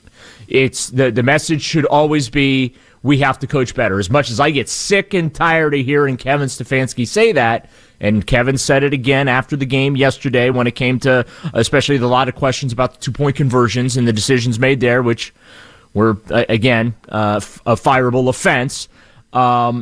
He did say we have to coach better. That's what Bubba Ventrone has to say in those situations, and he didn't do that. So I don't think that happens without the head coach's blessing, because Bubba is not the head coach of this football team. He's working for Stefanski, and if we're at a point in the season where the safety is off, so to speak, and everyone's just gonna say what they really think, then we know that this thing's completely lost and changes have to come. All right, Daryl. They made the change weeks ago with who was going to call the plays. But then yesterday, when pressed on who was responsible for those play calls, Stefanski took ownership over it. So he signed off on it. That's why. Well, wait a second. So I guess that's my question. Who's calling the plays then? If he still is, yesterday it sounded like he's calling the plays. Well, no, I know he signed off on it. That's I think where he's coming from there. So he made the decision to go for the 2-point conversions both times. That's his job. Did you have a problem with that? Yeah, I thought it was stupid. Like, kick the extra point and you're down 7. Why are you chasing points in that spot?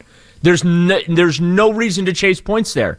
You kick the extra point after the touchdown there, after Shador's 7-yard run. You're down 7 points instead of down 8. Now you're forced, the next time you score a touchdown, you have to go for 2. You don't have a choice. So, I thought those were... I just thought that was just dumb coaching on Kevin's part.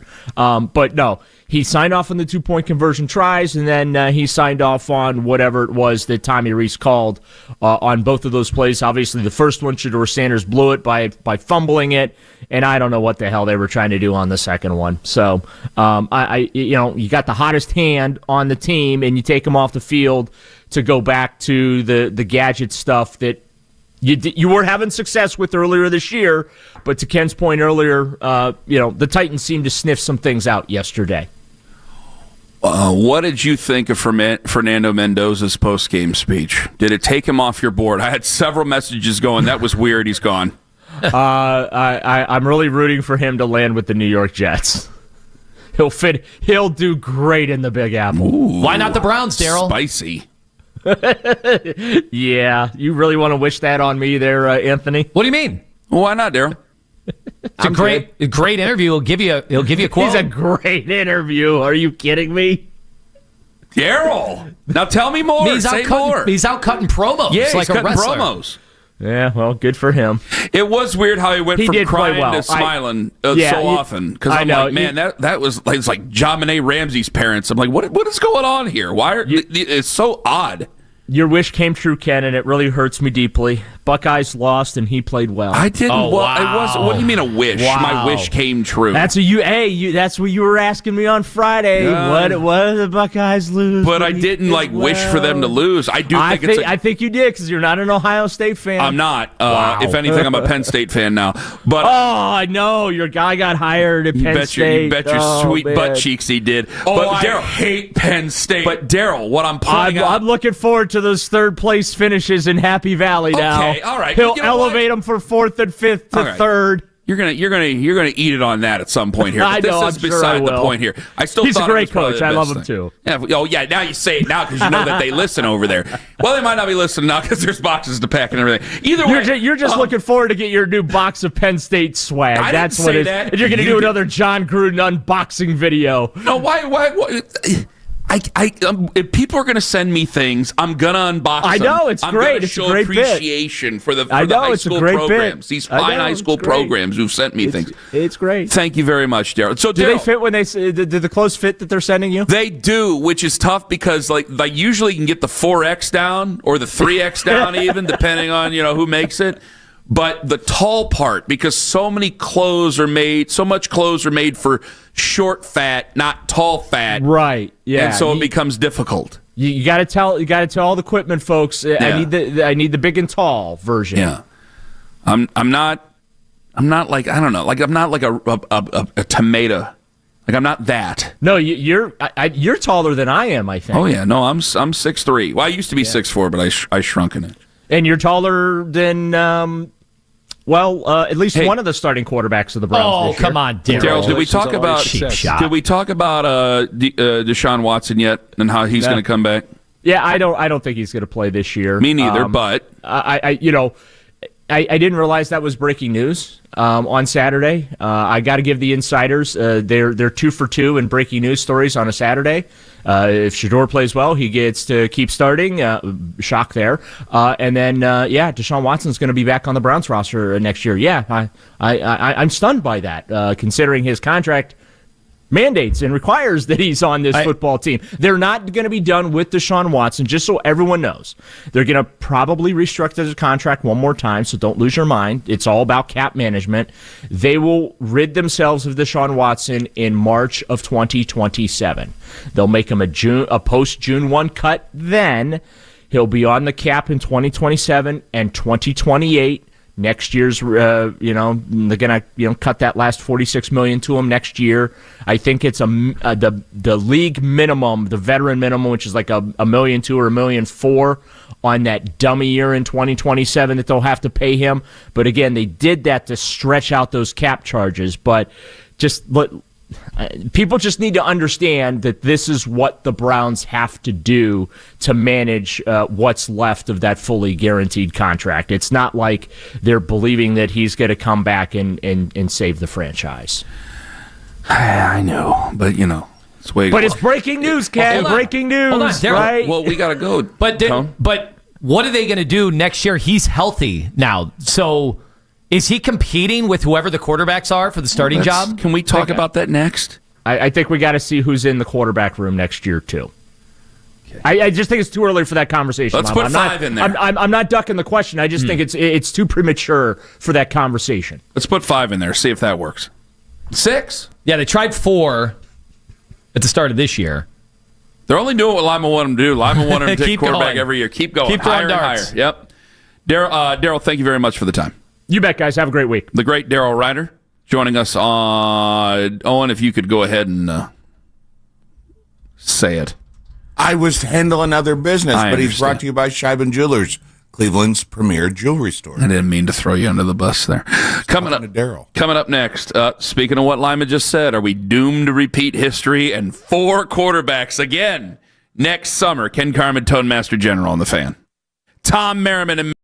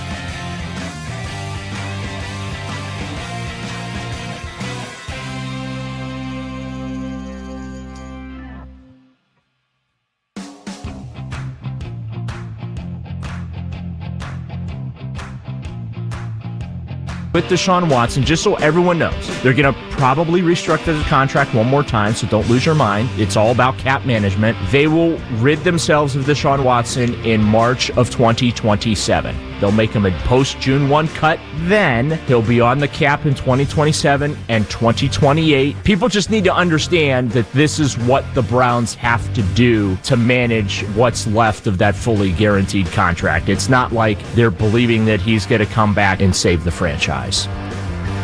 Ladies and gentlemen, the dangerous one, Daryl Ryder, talking about Deshaun Watson and the possibility of him returning in 2027. 2026. Greg Rosenthal. Is he still NFL.com? Somebody had said, let me get this out to you people who need to read it. He's not playing this year and he's not playing next year. And at that point, I'm like, Greg, you got to spend more. I don't know you personally. I'm going to call you by your first name. Greg, buddy, you got to spend more time in Cleveland than just the airport on a layover. This is the Browns we're talking about here. There's absolutely a possibility he could play. And this was before the game yesterday. There is a certain sect, and I had it out with one, and we gave him the sweet chin music. There's a certain sect that no matter what you say about Shador Sanders, ain't gonna be good enough, right? I'm telling you right now, even after a great game, you played a great game, all options are still on the table. Mendoza is still on the table. Get as mad as you want. I'm telling you the truth. I would love for Shador Sanders here yesterday and then over the next 4 games to make it abundantly clear that he should be the starter for the Browns next year and that we need to go after linemen and wide receivers or God knows what else. That's best case scenario. I would love for it I'd love for it to be that way. I'd love for it to be able to trade out and have somebody else if you lose, whatever. I'd love for that to happen. It's a best case scenario. But it doesn't matter because I'm telling you right now what the truth of the matter is right now as of December 8th, that is still going to be heavily considered, if not the plan. Same thing with Deshaun Watson. You could end up having a 4-quarterback competition all over again next year. It's the Browns. There's nothing that makes sense here. Everything has to be considered. Everything has to be considered. So as great as he played on Sunday, and he was great on Sunday, Deshaun Watson will be back. Will they make it a competition? Because he very well could play next year. Now, I would think it's a sunk cost. And I would much rather, if it were down to him and if we're down to Deshaun, Shador, Dylan Gabriel, whatever, I would definitely want Shador to play because I would feel it's a sunk cost. But as an organization that, as you know, Tone, they look at quarterbacks as current. Are you still making that stupid chart? It's a great chart. It's done. Get rid of the chart. It's Stop complete. it. Stop. We're doing a show here. Thought you were out of data for that. I'm done. That's why I have to go to publishing with it. Post your stupid chart for the love of God. Listen, I'm not against analytics at all, anybody. Kenny, this would be best case scenario. Me and you are agreeing, for everybody on YouTube, we've agreed that him balling out over these next 4 weeks. I mean, Bears, Bills at home, who knows what the weather's going to be, and Pittsburgh. Perfect evaluation. Because then we don't have to worry about anything that happened before. We don't have to worry about training camp snaps. We don't have to worry about snaps with the starters. Him overcoming, too, his offensive line, because it's going to be bad the rest of the year.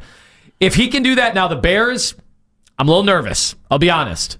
The Bears are going to be a completely different animal than what he just went up against. Yeah. That is a great defensive coordinator. So be it. That is a great defense. So be it. His offensive line stinks. They have no running game now. So be it. He's really going to have to shoulder the load. But if he does it, then, guys, this makes everything so much easier going into the offseason. Yes. And if you're firing Kevin Stefanski now, as opposed to before, what about, Shador and all the other stuff that comes along with Shador, no one's going to care. If he plays great football, no one's going to care. No. Just like, I hate to say it, if Deshaun Watson would have been really, really good, then a lot of the baggage stuff goes away because that's how it works in sports.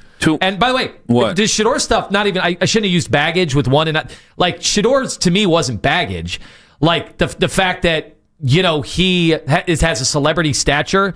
You see that confidence actually helps him. Yeah. Because he got hit time and time and time again, absorbed those hits, kept getting up, kept trying to make plays, and made some mistakes. Yeah, he's a rookie. I mean, I saw Patrick Mahomes making mistakes yesterday. That cost his team, and now they're almost eliminated from the playoffs. I saw Lamar Jackson making plenty of mistakes. So there are plenty of mistakes to be made right now.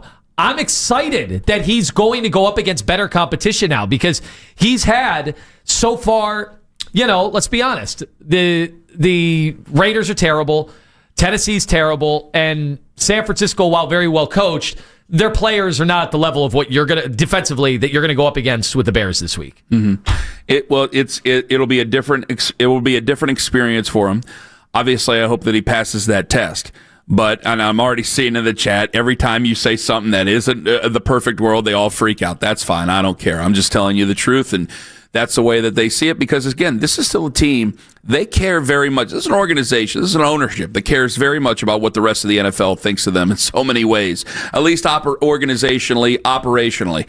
If they believe that he is the quarterback, they will do everything they possibly can to make sure that he is as comfortable as possible, because they care. And they also are obsessed with finding a quarterback. But they also know what the rest of the NFL thought of him. So they're going to continue to handle him, and I think they've handled him the right way. I was afraid that they were just going to turn around and hand the ball off, and that was going to be it against Tennessee.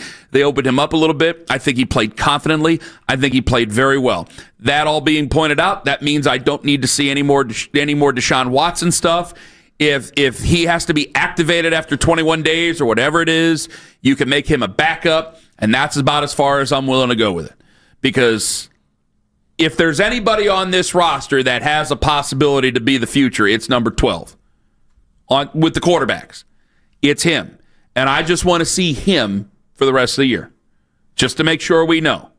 Because if you do get through Chicago and Buffalo and Pittsburgh and Cincinnati, then it may be undeniable at that point.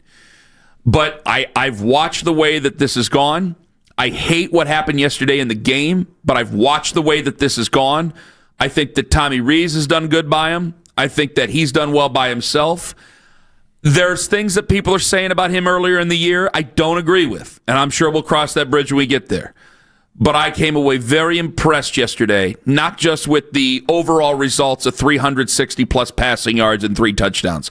The growth that you could see from him in the pocket from the first start he had just 3 weeks ago to this most recent start, I think that there's something exciting there. 216-474-0092. I want to see whether or not people agree. Because I don't think it's weird. I think that those who are upset on the social media chats, I don't find them to be real Browns fans. I think that people who are fighting against Shador Sanders, I don't know if those people are fighting against real folks. I don't know if there's any real Browns fans who really didn't like Shador Sanders at all. I think that real Browns fans, are looking for anybody. Yes, to be good enough. Why wouldn't you have an open mind? And right I got to tell you this. Let me say this, because I know what I said after the San Francisco game, and I stand by it. I think there were a lot of people who weren't as excited as you thought, because Browns fans always show up. But if he goes out there to Chicago and he plays well against Chicago, I want to see what it's like against Buffalo that next Sunday in the stadium. I want to see that. Because you go out there and you play that well against Chicago, I think there's going to be a fever. You're getting close to the holidays there. Good point. Maybe some people have started to take that time off on that Monday on the 22nd. They go, you know what? I want to go see this kid. Mm-hmm. Even if we are 3-11 by that time. We will be working. I want to go see this young man. We will be doing those Monday shows. We will be doing them. 216-474-0092. Also, you more upset that they lost, or are you more happy that he played well? Because if you're more happy that he played well, at least I looked at Lima, I think, is making an excuse for other people. Ken Carman, Tone Master General. Take us with you to work on the free Odyssey app. It's Anthony Lima.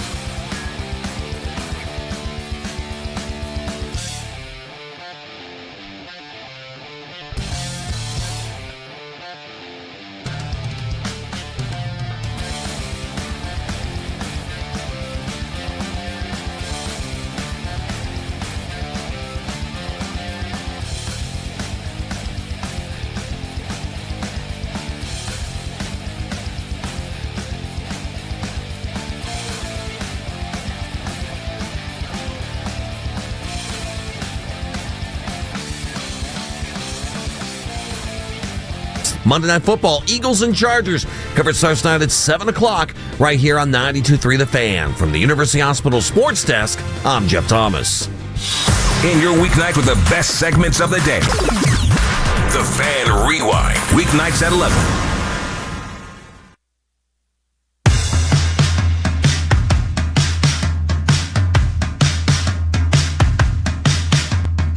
I have something to admit. It's emotional, but it's true, and it's about the Browns, and it's right after your giveaway. Yeah, we are looking for a winner. Enter the code word Ohio at 923thefan.com before 10 a.m. Your chance to win a pair of tickets to the Cleveland Hoop Showdown this Saturday, December 13th at Rocket Arena, featuring Ohio State taking on West Virginia and Ohio versus St. Bonaventure. The Bonnies. Woj. Will there be a Woj bomb at the arena? If you've ever wanted to meet former NBA insider, you know he's their GM, whatever. I know. Starting at 5 p.m. Get your tickets at rocketarena.com. There was the fake that was the tweet about him getting thrown out of the game or whatever it was earlier this year. Yes, I do know. I'm feeling as angry. I was angry at 6 o'clock about the situation. I really thought that in so many ways Shador got a possible win ripped out from under him. I'm not as mad as I was. And I do fear that because I'm not as mad as I was, it doesn't hold the people accountable that need to be held accountable. This staff needs to be held accountable for what happened. The head coach is the head coach. He needs to be held accountable for this. Bubba Ventrone needs to be held accountable for this. Jim Schwartz, in the grand scheme of things, it's a bad game, but you know what? He's a defensive coordinator. He gave up way too many points for a team. They were averaging, just over 14 a game coming into it. He gave up a buttload of points. Now, that short field because of the block punt and the fumble. But that's, all three phases, complementary football. I'm going to blame who needs to be blamed. But when it came to Shador, I thought that he kind of I think he got robbed of an opportunity to celebrate a victory. That said, in the grand scheme of things, when the quarterback plays well and you're a team that ain't going anywhere and that quarterback's a rookie, how red-faced mad can I possibly be? In the grand scheme. But I do feel a sense of responsibility going, hey, man, if you guys ain't going to call him out, me and you, if us on the air ain't going to call him out, who's going to end up calling him out? Yeah, but we've done that. I mean, I can go to phones and just let the callers do it, but... I gotta be honest, Kenny. We've done the calling out. I don't. Do we need to do it every single time, every single day? No, but you say you're bored by it, but it's it still has to be said. Even though you're bored by it, I'll just start out every show and say I thought Stefanski and Barry should have been fired last year. Let's move on. But it's not even that. It's not even that. It's about accountability. Do a disclaimer at the beginning of the broadcast day. But it's still where. Okay, fine. If you want to do it that way, you can do it that way. I think people know where I've been on it. I don't think they do. I don't think they do. I mean, I was screaming for it at the end of last year. The shows were there. I mean, the first guy I saw was on social media today calling me a bitch for defending him yesterday. And I'm going, last week, I didn't defend anybody last week. I don't be lying on the internet about me. I meant it, and I stick by it. Well, maybe it was you. That'd have been great. But I'm not defending him for losing to San Francisco. Did I defend him for losing to San Francisco? No, I don't think you did. But what is there to defend? But I at the same token, I have to say that the outcome to me didn't matter yesterday. I mean, God, part of me was going, man, Jacksonville's winning again, and if we win this game, the draft, I'm always thinking about the draft now because this team on the field is, let's be honest, they're in position to lose a lot of games for a reason. And they are starting a bunch of rookies. Some of those rookies have been sensational this year. But you need so much more than that to win football games and to be credible, to actually contend. I mean, think about how hard it is now these days. How many wins you have to make the playoffs? What is in the AFC? Is it going to be 10? You have to get to 10. That is so far away from where the Browns are. 7 away. Right now. And that's with Mahomes and Burrow. How many games you got left? And Lamar Jackson potentially missing the playoffs as starting quarterbacks. 2 MVPs and a guy that's been to the Super Bowl and the AFC Championship game. Yeah. Think about how much more you need to do to try to get in position. So the outcome yesterday, I get it. There were people that were absolutely furious. But, the funny thing is, if they just have a lead in the fourth quarter right? If he doesn't throw that interception, they just have a lead. They would have sat on it. They would have ran the football. And, the stat line would have looked okay. We would have had a win over Tennessee. But instead, you had all these theatrics getting back into the football game. People that were there that had been booing the team before, now they're back into it. I don't know. Well, let me go back on that. I want to make sure I disagree on that. Well, it was a two-possession game. It was 17-14. I don't think they would have just sat on it had he not thrown the pick. I think they would have stayed running the football. Instead, they were throwing on it every down. They would not have done that with a lead. Okay, fine, but I don't think they would have just... We would have called them stupid for doing that. They would have ran the football a little bit, but it was less than one possession. You have to move the ball down the field. You have to try to make it a two-possession game. Sure, it's 17-14 at the time. It's a one-possession game. But they would not have done what they did, which was throw on every down. You're not doing that with a lead. Obviously, you're not. But you act like they would have just ran the ball ISO the entire game. I think they would have been scared, petrified that a mistake would have cost them the game. Are you kidding me? This coaching staff? Then why did they drop back and throw it to begin with? Then, well, they didn't. They couldn't run the ball necessarily anyway. So they would have just continued to throw, or they would. Wait a minute. So they would have just continued to run the ball when they couldn't run the ball. Yeah, you just told me they couldn't run the ball. Believe it or not, teams act differently when they had the lead. Look at what Tennessee did once they got up two scores. I know how you're trying to say the ball. Hold on, they ran the. Tennessee literally said, "We're just running the football now and giving the ball back to the Browns." Teams operate differently with a lead. And by the way, Mark Schlereth was critical of that in the broadcast. I know.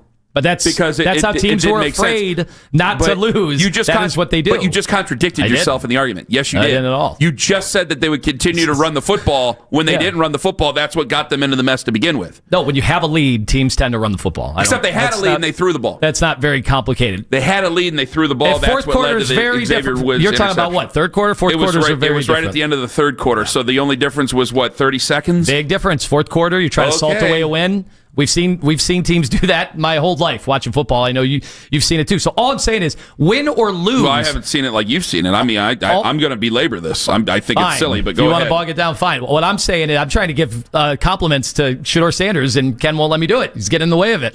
All I'm saying is... What do you mean it's a compliment that Shador Sanders? Can I get through what I'm trying to say? No, I'm not going to let you do it because I think it sounds silly. You're trying to say you're going to give compliments to Shador Sanders, but you're saying when I'm allowed to talk. But you said all they did was throw the football. They did. Because they had to. Yes. And then you said they would have just ran the football which they would because they were up by one possession, which is just a field goal. So how's that a compliment to Shador Sanders? I don't think one thing has anything to do with the other. You're saying they were desperate because you're saying they were desperate in one hand or they were going to take the ball out of his hands in another. How's that complimentary? I think help me. I think teams that are ahead in the fourth quarter, trying to salt away a win, trusting their defense, would have handed the football off. That's typically what happens in this league. But that's complimentary. It's 2025. I didn't know this was your first year. They would have handed football, Kenny. I mean, I understand you're trying to talk down, but I think you got caught in a silly moment there. But that's okay. Anyway, so let me get back to actually praising Shador Sanders. Is that he was just in such a rhythm. He was making so many big throws. That accuracy, in the comeback attempt, I think it did provide some juice. He kept taking hits. Something he's got to work on, honestly. He's got to get rid of the ball quicker because I think a lot of those hits came because he was holding on to the ball so long. So he's kind of inviting that. And one of my worries about him coming into the year was his frame. Not a lot of muscle, not one of the bigger guys. And he's not as short as Dylan Gabriel, obviously. But, I don't know that he can live with taking those kind of hits. But with that said, I was very impressed by his ability to do it, and he kept getting back up. He kept looking down the field. He was buying time, and it made for an exciting game, and now I can't wait to watch the next one. So that's a compliment. I mean, people have accused me of being like closed-minded. No, this is awesome. This makes these games exciting, watchable, and important, and now the competition steps up a notch because it's three teams that are trying to go to the playoffs. Let me get to Freddie in Cleveland. Hello, Freddie.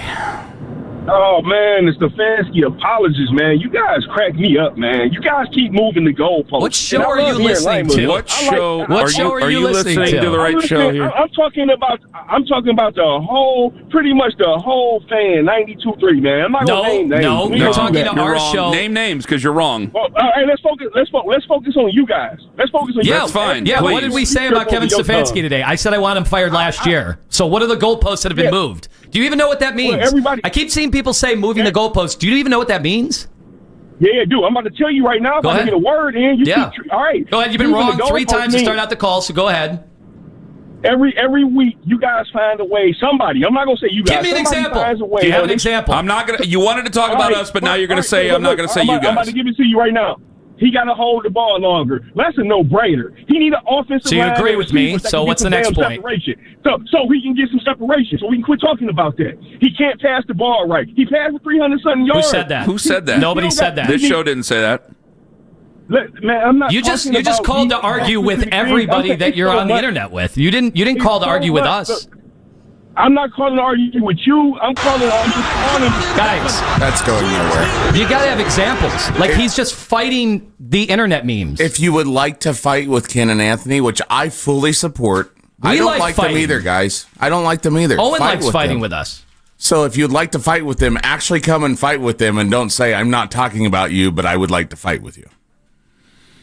Man, I loved Shador yesterday. I still hate his fans. I can't stand him.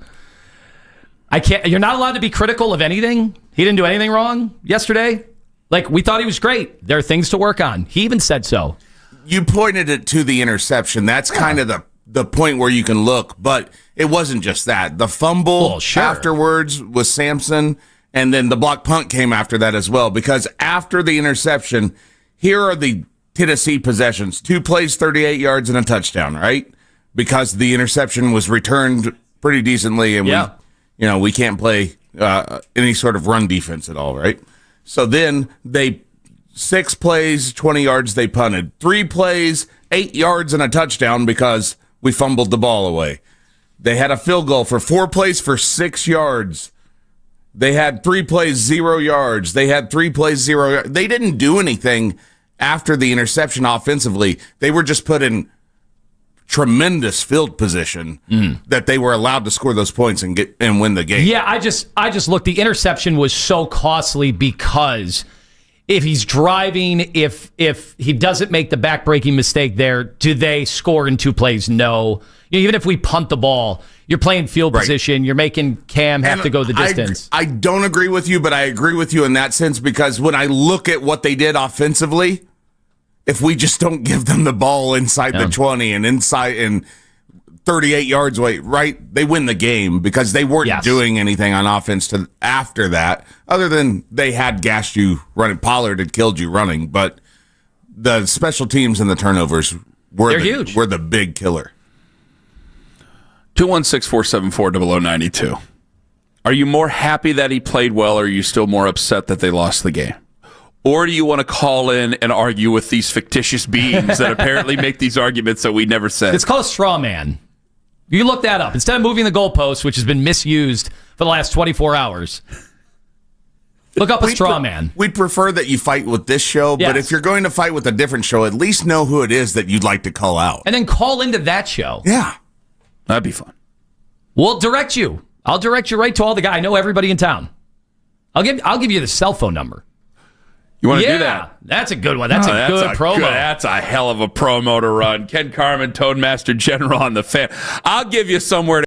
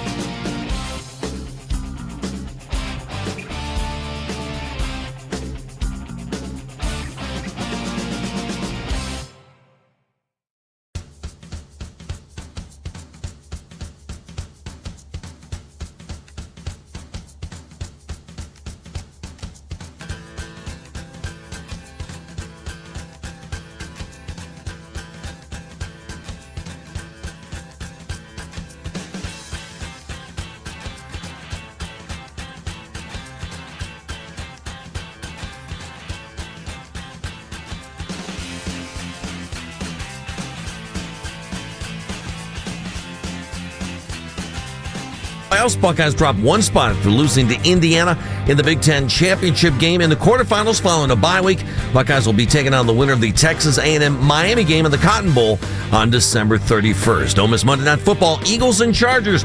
Coverage starts tonight at 7 o'clock right here on 92.3 The Fan. From the University Hospital Sports Desk, I'm Jeff Thomas.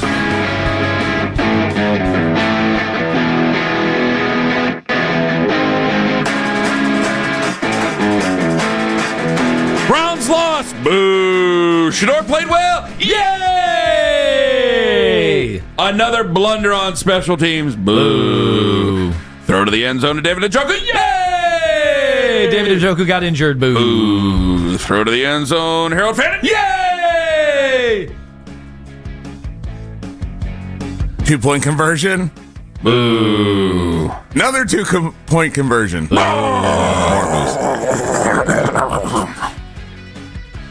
It's the noise I make in my All the Tennessee Titans using his watch celebration against him. Boo. But then him getting him back with that last touchdown and then him using it. Yay! Boy, that thing's not going to die, is it? No. Are we going to get to the point where every player in the league is going to be using that against him, apparently? It's good that they care. It's not like Johnny Manziel. It's not like it's Johnny Manziel all over again. All right, now, I did see some Browns fans. Now, I didn't write them down specifically, so I'm now doing the thing. I'm accusing some of the fans that called in, some of the Shador fans. I did see some people annoyed with Shador that he was celebrating when they were losing down to Tennessee. What did you make of that? I was not upset. So, Jerry Jeudy's celebration, what did you think of that when I thought for sure he was going to bobble the ball out of bounds in the back of the end zone for a touchback? Wait a minute, say it again. When Jerry Jeudy had a great throw, great catch, great run after the catch for the touchdown. Looked like vintage Jerry Jeudy. Looked like Thursday Night Football Jerry Jeudy against the Denver Broncos. I was relieved because, and I'm always waiting for the other shoe to drop with him. So, I mean, whatever. I was waiting for the ball to drop. I knew he was going to do something, and I cannot believe Schlereth did not inject commentary about that. On the backflip? On the backflip. He injected something in the pregame. He had something. Whoa. He had something in the pregame. I missed it. Wait a minute. Reckless speculation. You do not accuse him of using performance enhancers. No. It ain't reckless. He's injecting. He put it in there. What did he say? He said he goes, if you can just lift 225 pounds, you're just good at bench press. If you just can run a 4.40, you're just Jerry Jeudy. And we're like, whoa. Me and Gerard went, oh, boy. All right. Thank you. Mark, thank you very much for the time. Enjoy your time in Cleveland. Good day to you. What is that supposed to mean? Listen, man, they don't get along. I send Christmas cards to people who I don't necessarily get along with. They don't get along with me. I would get along with them, but they don't get along with me. I still don't. It's not like I'm not going to send them a Christmas card, though. But I don't think they're on each other's Christmas card lists. Okay? No. But it was, I imagine a 60-yard pitch and catch is pretty damn therapeutic. And then they lost. Because, well, the analytics say we got to do it. The analytics say that other teams should maybe do it. Should you do it? Should you do it? Just because they're on the NFL, I want you guys to think about this. Just because they're in the NFL, should you do it? Like, there's plenty of things that you should be able to do. You just ain't able to do them. So when the analytics say, well, they're not guarantees. You can't just go for one each time. Well, what do you got a better chance with? Do you have a better chance with an Andre Schmidt extra point? And I know how I sounded after week one. I get that, guys. I know. Is there a better chance there's an Andre Schmidt extra point? Or is there a better chance that you end up trying to run a reverse and Gage Larvidan? I think he might have known where he was going, but maybe Quinshon Judkins didn't know where he was going. Either way, which one was the better one to do? Judkins has to answer for that this week. All right. I'm just making sure. Does he not? I know we didn't spend a ton of time on it, but is there a better chance, Andre? I'm sorry to cut you off. I'm sorry, but I got to get this in there real quick. Is it a better idea that maybe Andre Schmidt kicks the extra point, that he'll probably make the extra point, or you have Luke Whippler in there, who's not Ethan Posick, and they fumble the snap. I was wondering. Go right on ahead, Tone. What were you going to say? It's a fair question. We were denied a couple things here. We were denied either a chance to see what he would have done on that play. Mm-hmm. Who knows? Maybe they just would have had him hand the ball off. I don't know, but there's undoubtedly he was the hot hand. Like, there's no doubt. Nobody can dispute that. And sometimes you do have to tear up all the sheets and just have a feel. And, your head coach is on the sidelines, supposedly not calling plays, but Daryl's telling me, but he kind of is calling plays because he has the final say on everything. But if he's got the final say every play, then he's just calling the plays again. So we got to get that cleaned up this week. We got to figure that out. But every coach would have the final say on it, but like when Mike Pettin and Kyle Shanahan, remember the video of them talking on the sideline? He's like, you want to do that? And Kyle Shanahan's like staring at him. He's like, you know what? You're right. Call your best play. Right. That's a guy who's calling plays. Right. But if you just go in and go, I don't like that, we're going to do it this way. Well, then who's calling the plays around here? But where is, and again, I've seen the play. It's also week 15. Who gives a bleep anymore? I've seen the play 100 times, and yes, if Judkins just does what he's told to do, I think it's a walk-in. I think we would have been praising the play design around most circles. But instead, it doesn't work. It's like Boise State runs a Statue of Liberty against Oklahoma, and it works. It's the most beautiful thing ever, the smartest thing ever. And then when it doesn't work, you have what happened today. With all that said, we were denied that opportunity, and we were denied how cool it would have been with him having the chance to either win the game in regulation or go to overtime and win the game. I mean, it was already a long game. My God, it was 3.5 hours. It was the last one going.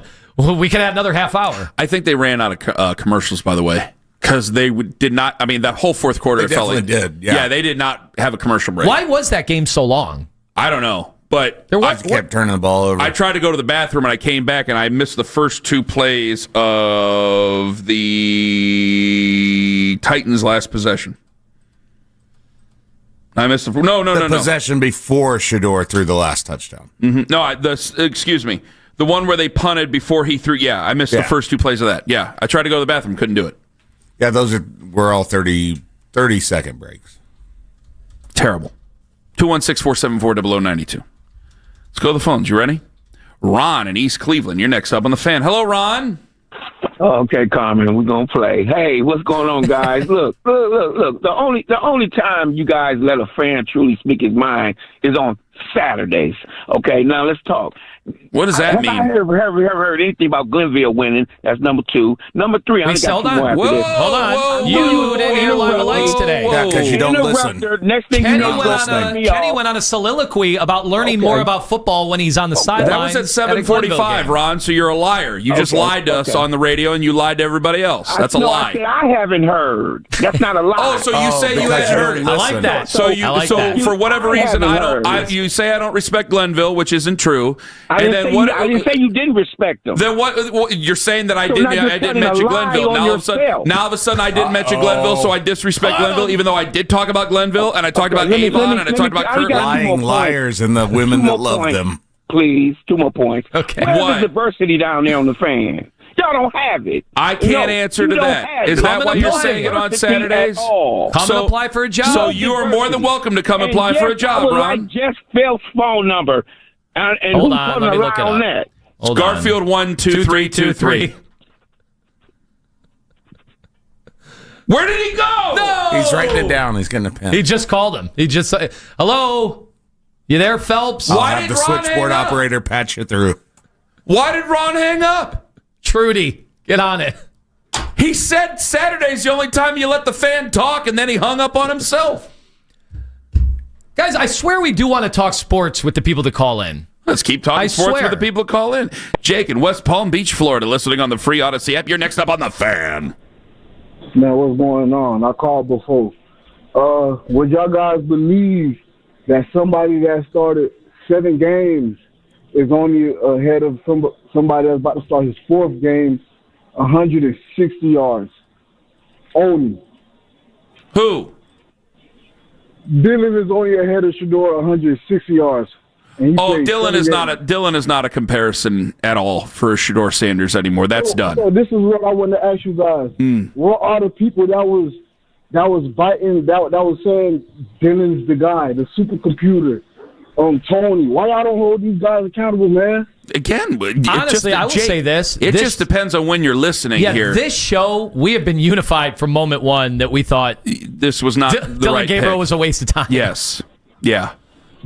But it's like, it's still the people who were saying this is the greatest thing since sliced bread. Dylan came in and hasn't done anything. Call him out then. You have the floor, Jake. You don't need to call us out for what you didn't hear. Go ahead and say it. Where's that lady? Her name is Adita. Say them all. Like say them all. She pissed me off the other week. She said the defense, I forgot her name, Adita? I don't know her name. Aditi. Okay, she said the defense just needs to play better. Really? When did she say that? See, I didn't hear her say that. I wasn't listening at that time. She said that, I think, the last start, Dylan's last start before. Okay. Dylan's last start before. Well, no. Listen, I mean, there's no. Jake, I'll tell you this, and because I want to get to some more Can people. I Thank you issue for the a call. plea? Just if you're going to call, argue with us about things we've said. But people are doing a very poor job. But they're not. They're again. But you can't say that because we're being accused of saying things we didn't say. But here's my issue. He said he didn't hear anything about the state champs. We talked about the state champs. Talked about state champs again, for crying out loud. I think that Shador fans have got to get off the internet because you're arguing with people that are saying stupid things. Okay, hold on. But Ron's been calling in for a long time. Ron is a Browns fan. Every call we're getting is people that are going after stupid things that have been said by people on the internet. All right, there are people that think that the earth is flat. Are you going to call our show every day and argue with those people? If you put the challenge out to somebody, there is a gym in Strongsville that we have to deal with who will do that. And Kyrie never came on with us, so you can't even argue with him about it. We had the chance, and then he stiffed us. You remember? Right. We did get stiffed. It was a nice event. It was. It was a nice event. We had that. Peyton and Akron, you're next up. There are stupid things we've said. I advocated for Deshaun Watson. Come after me for that.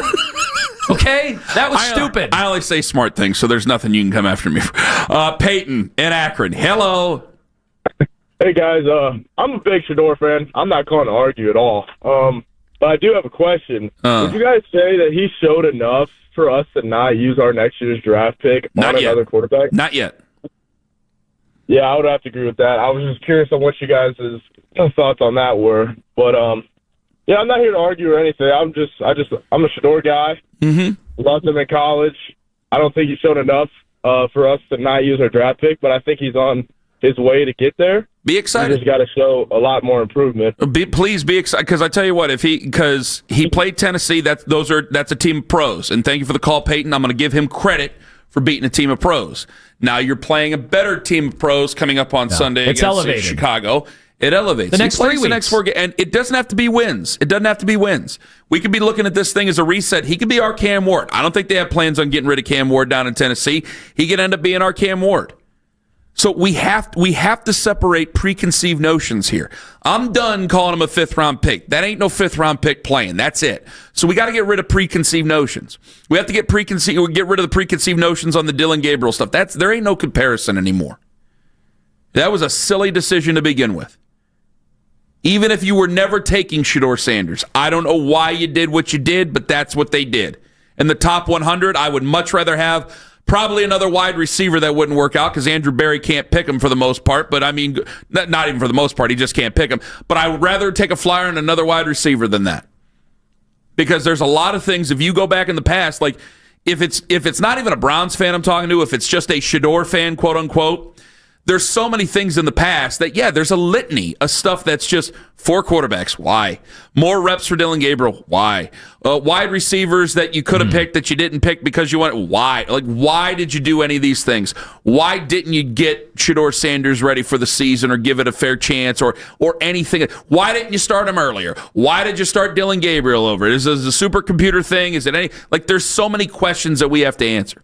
Because the reason I like Shador Sanders is exactly the reason he's showing. There's just a higher ceiling here so far. The other guy doesn't have a ceiling nearly as high. Shador Sanders, say what you want to about Tennessee. They got back within reason. They had a chance. He can push the ball down the field. He can do things. He's he's growing into a position that makes him better, that I think that, I want to see the next game and the next game after that. Because you can tell, guys, go back and watch the game against Vegas. Go back and watch the game against the Ravens, and then watch this game again. See the things he's already doing differently. He's already doing things differently. And if there's more tape, maybe he'll get brought to justice. I hope not, though, because it seems that there's gold there.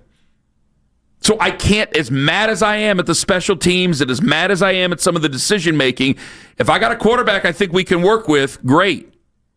But I also have to understand what this team is when they feel about quarterbacks and how obsessed they are with quarterbacks.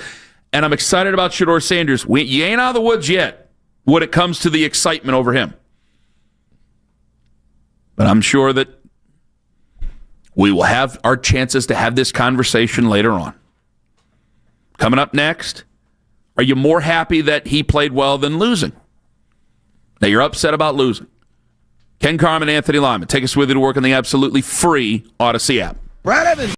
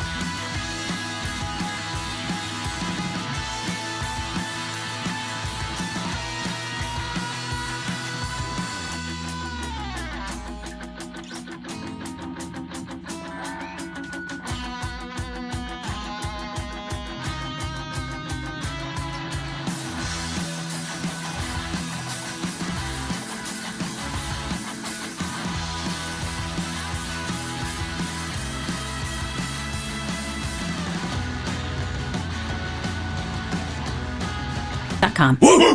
Want to talk Browns while you're at work? Baskin and Phelps, weekdays starting at 10 on 92.3 The Fan.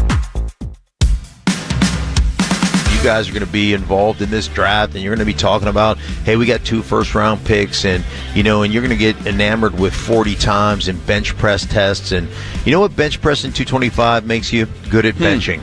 That's what it makes you. You know what running a 40, running a fast 40, you know what that makes you? It makes you Jerry Jeudy. You still have to catch the ball, and you still have to run your secondary routes. That's what that does. So it makes you a great athlete. Doesn't make you a great football player. Notice the laughs immediately cut out. That was the end of that. The laughs immediately stopped. Hey, we're yucking it up with Mark Schlereth right now. It makes you Jerry Jeudy.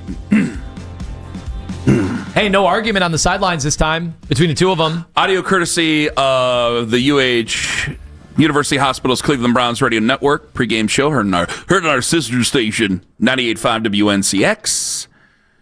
Yeah, that was the moment. We usually have someone from the TV booth in the second hour, and I was like, I looked at Gerard, I go, you ain't going to ask him about Jerry Jeudy, are you? He goes, no. I go, okay, I'm not going to ask him about him either. And he decided to take the matters into his own hands. He was going to get it in there. Yep. Oh, my goodness. 216-474-0092. You have somebody who said, can you just read that tweet real quick? Have we done that yet? Social media reactions? The one that's brought to you by Scheiben Jewelers, Cleveland's premier jewelry store. Get to the beef question. Get to the beef point. I'll pull it up. Here it is. Night of the Heights said to us, I have a beef with your show from a take I heard on the Wave yesterday. Don in Garfield says, make sure you have your Glenville gear on tomorrow. When you get to the studio, you'll have to prove your love for the almighty tar blunders. Somebody said they're sending me some. Nice. Yes. Somebody said they're sending me some. If you're a high school football program around these parts, I will wear your gear on this show. It's just got to fit. Good luck. Ignatius gear?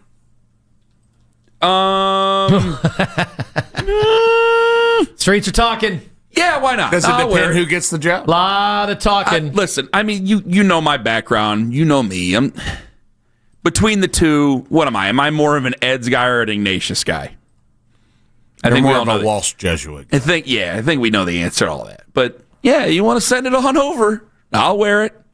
I don't have a pair of khakis, but I could find one, and we could go ahead and because you can't wear Ignatius stuff without wearing khakis. You don't have any double gusseted khakis? No, there's no double gusseted khakis. The second gusset.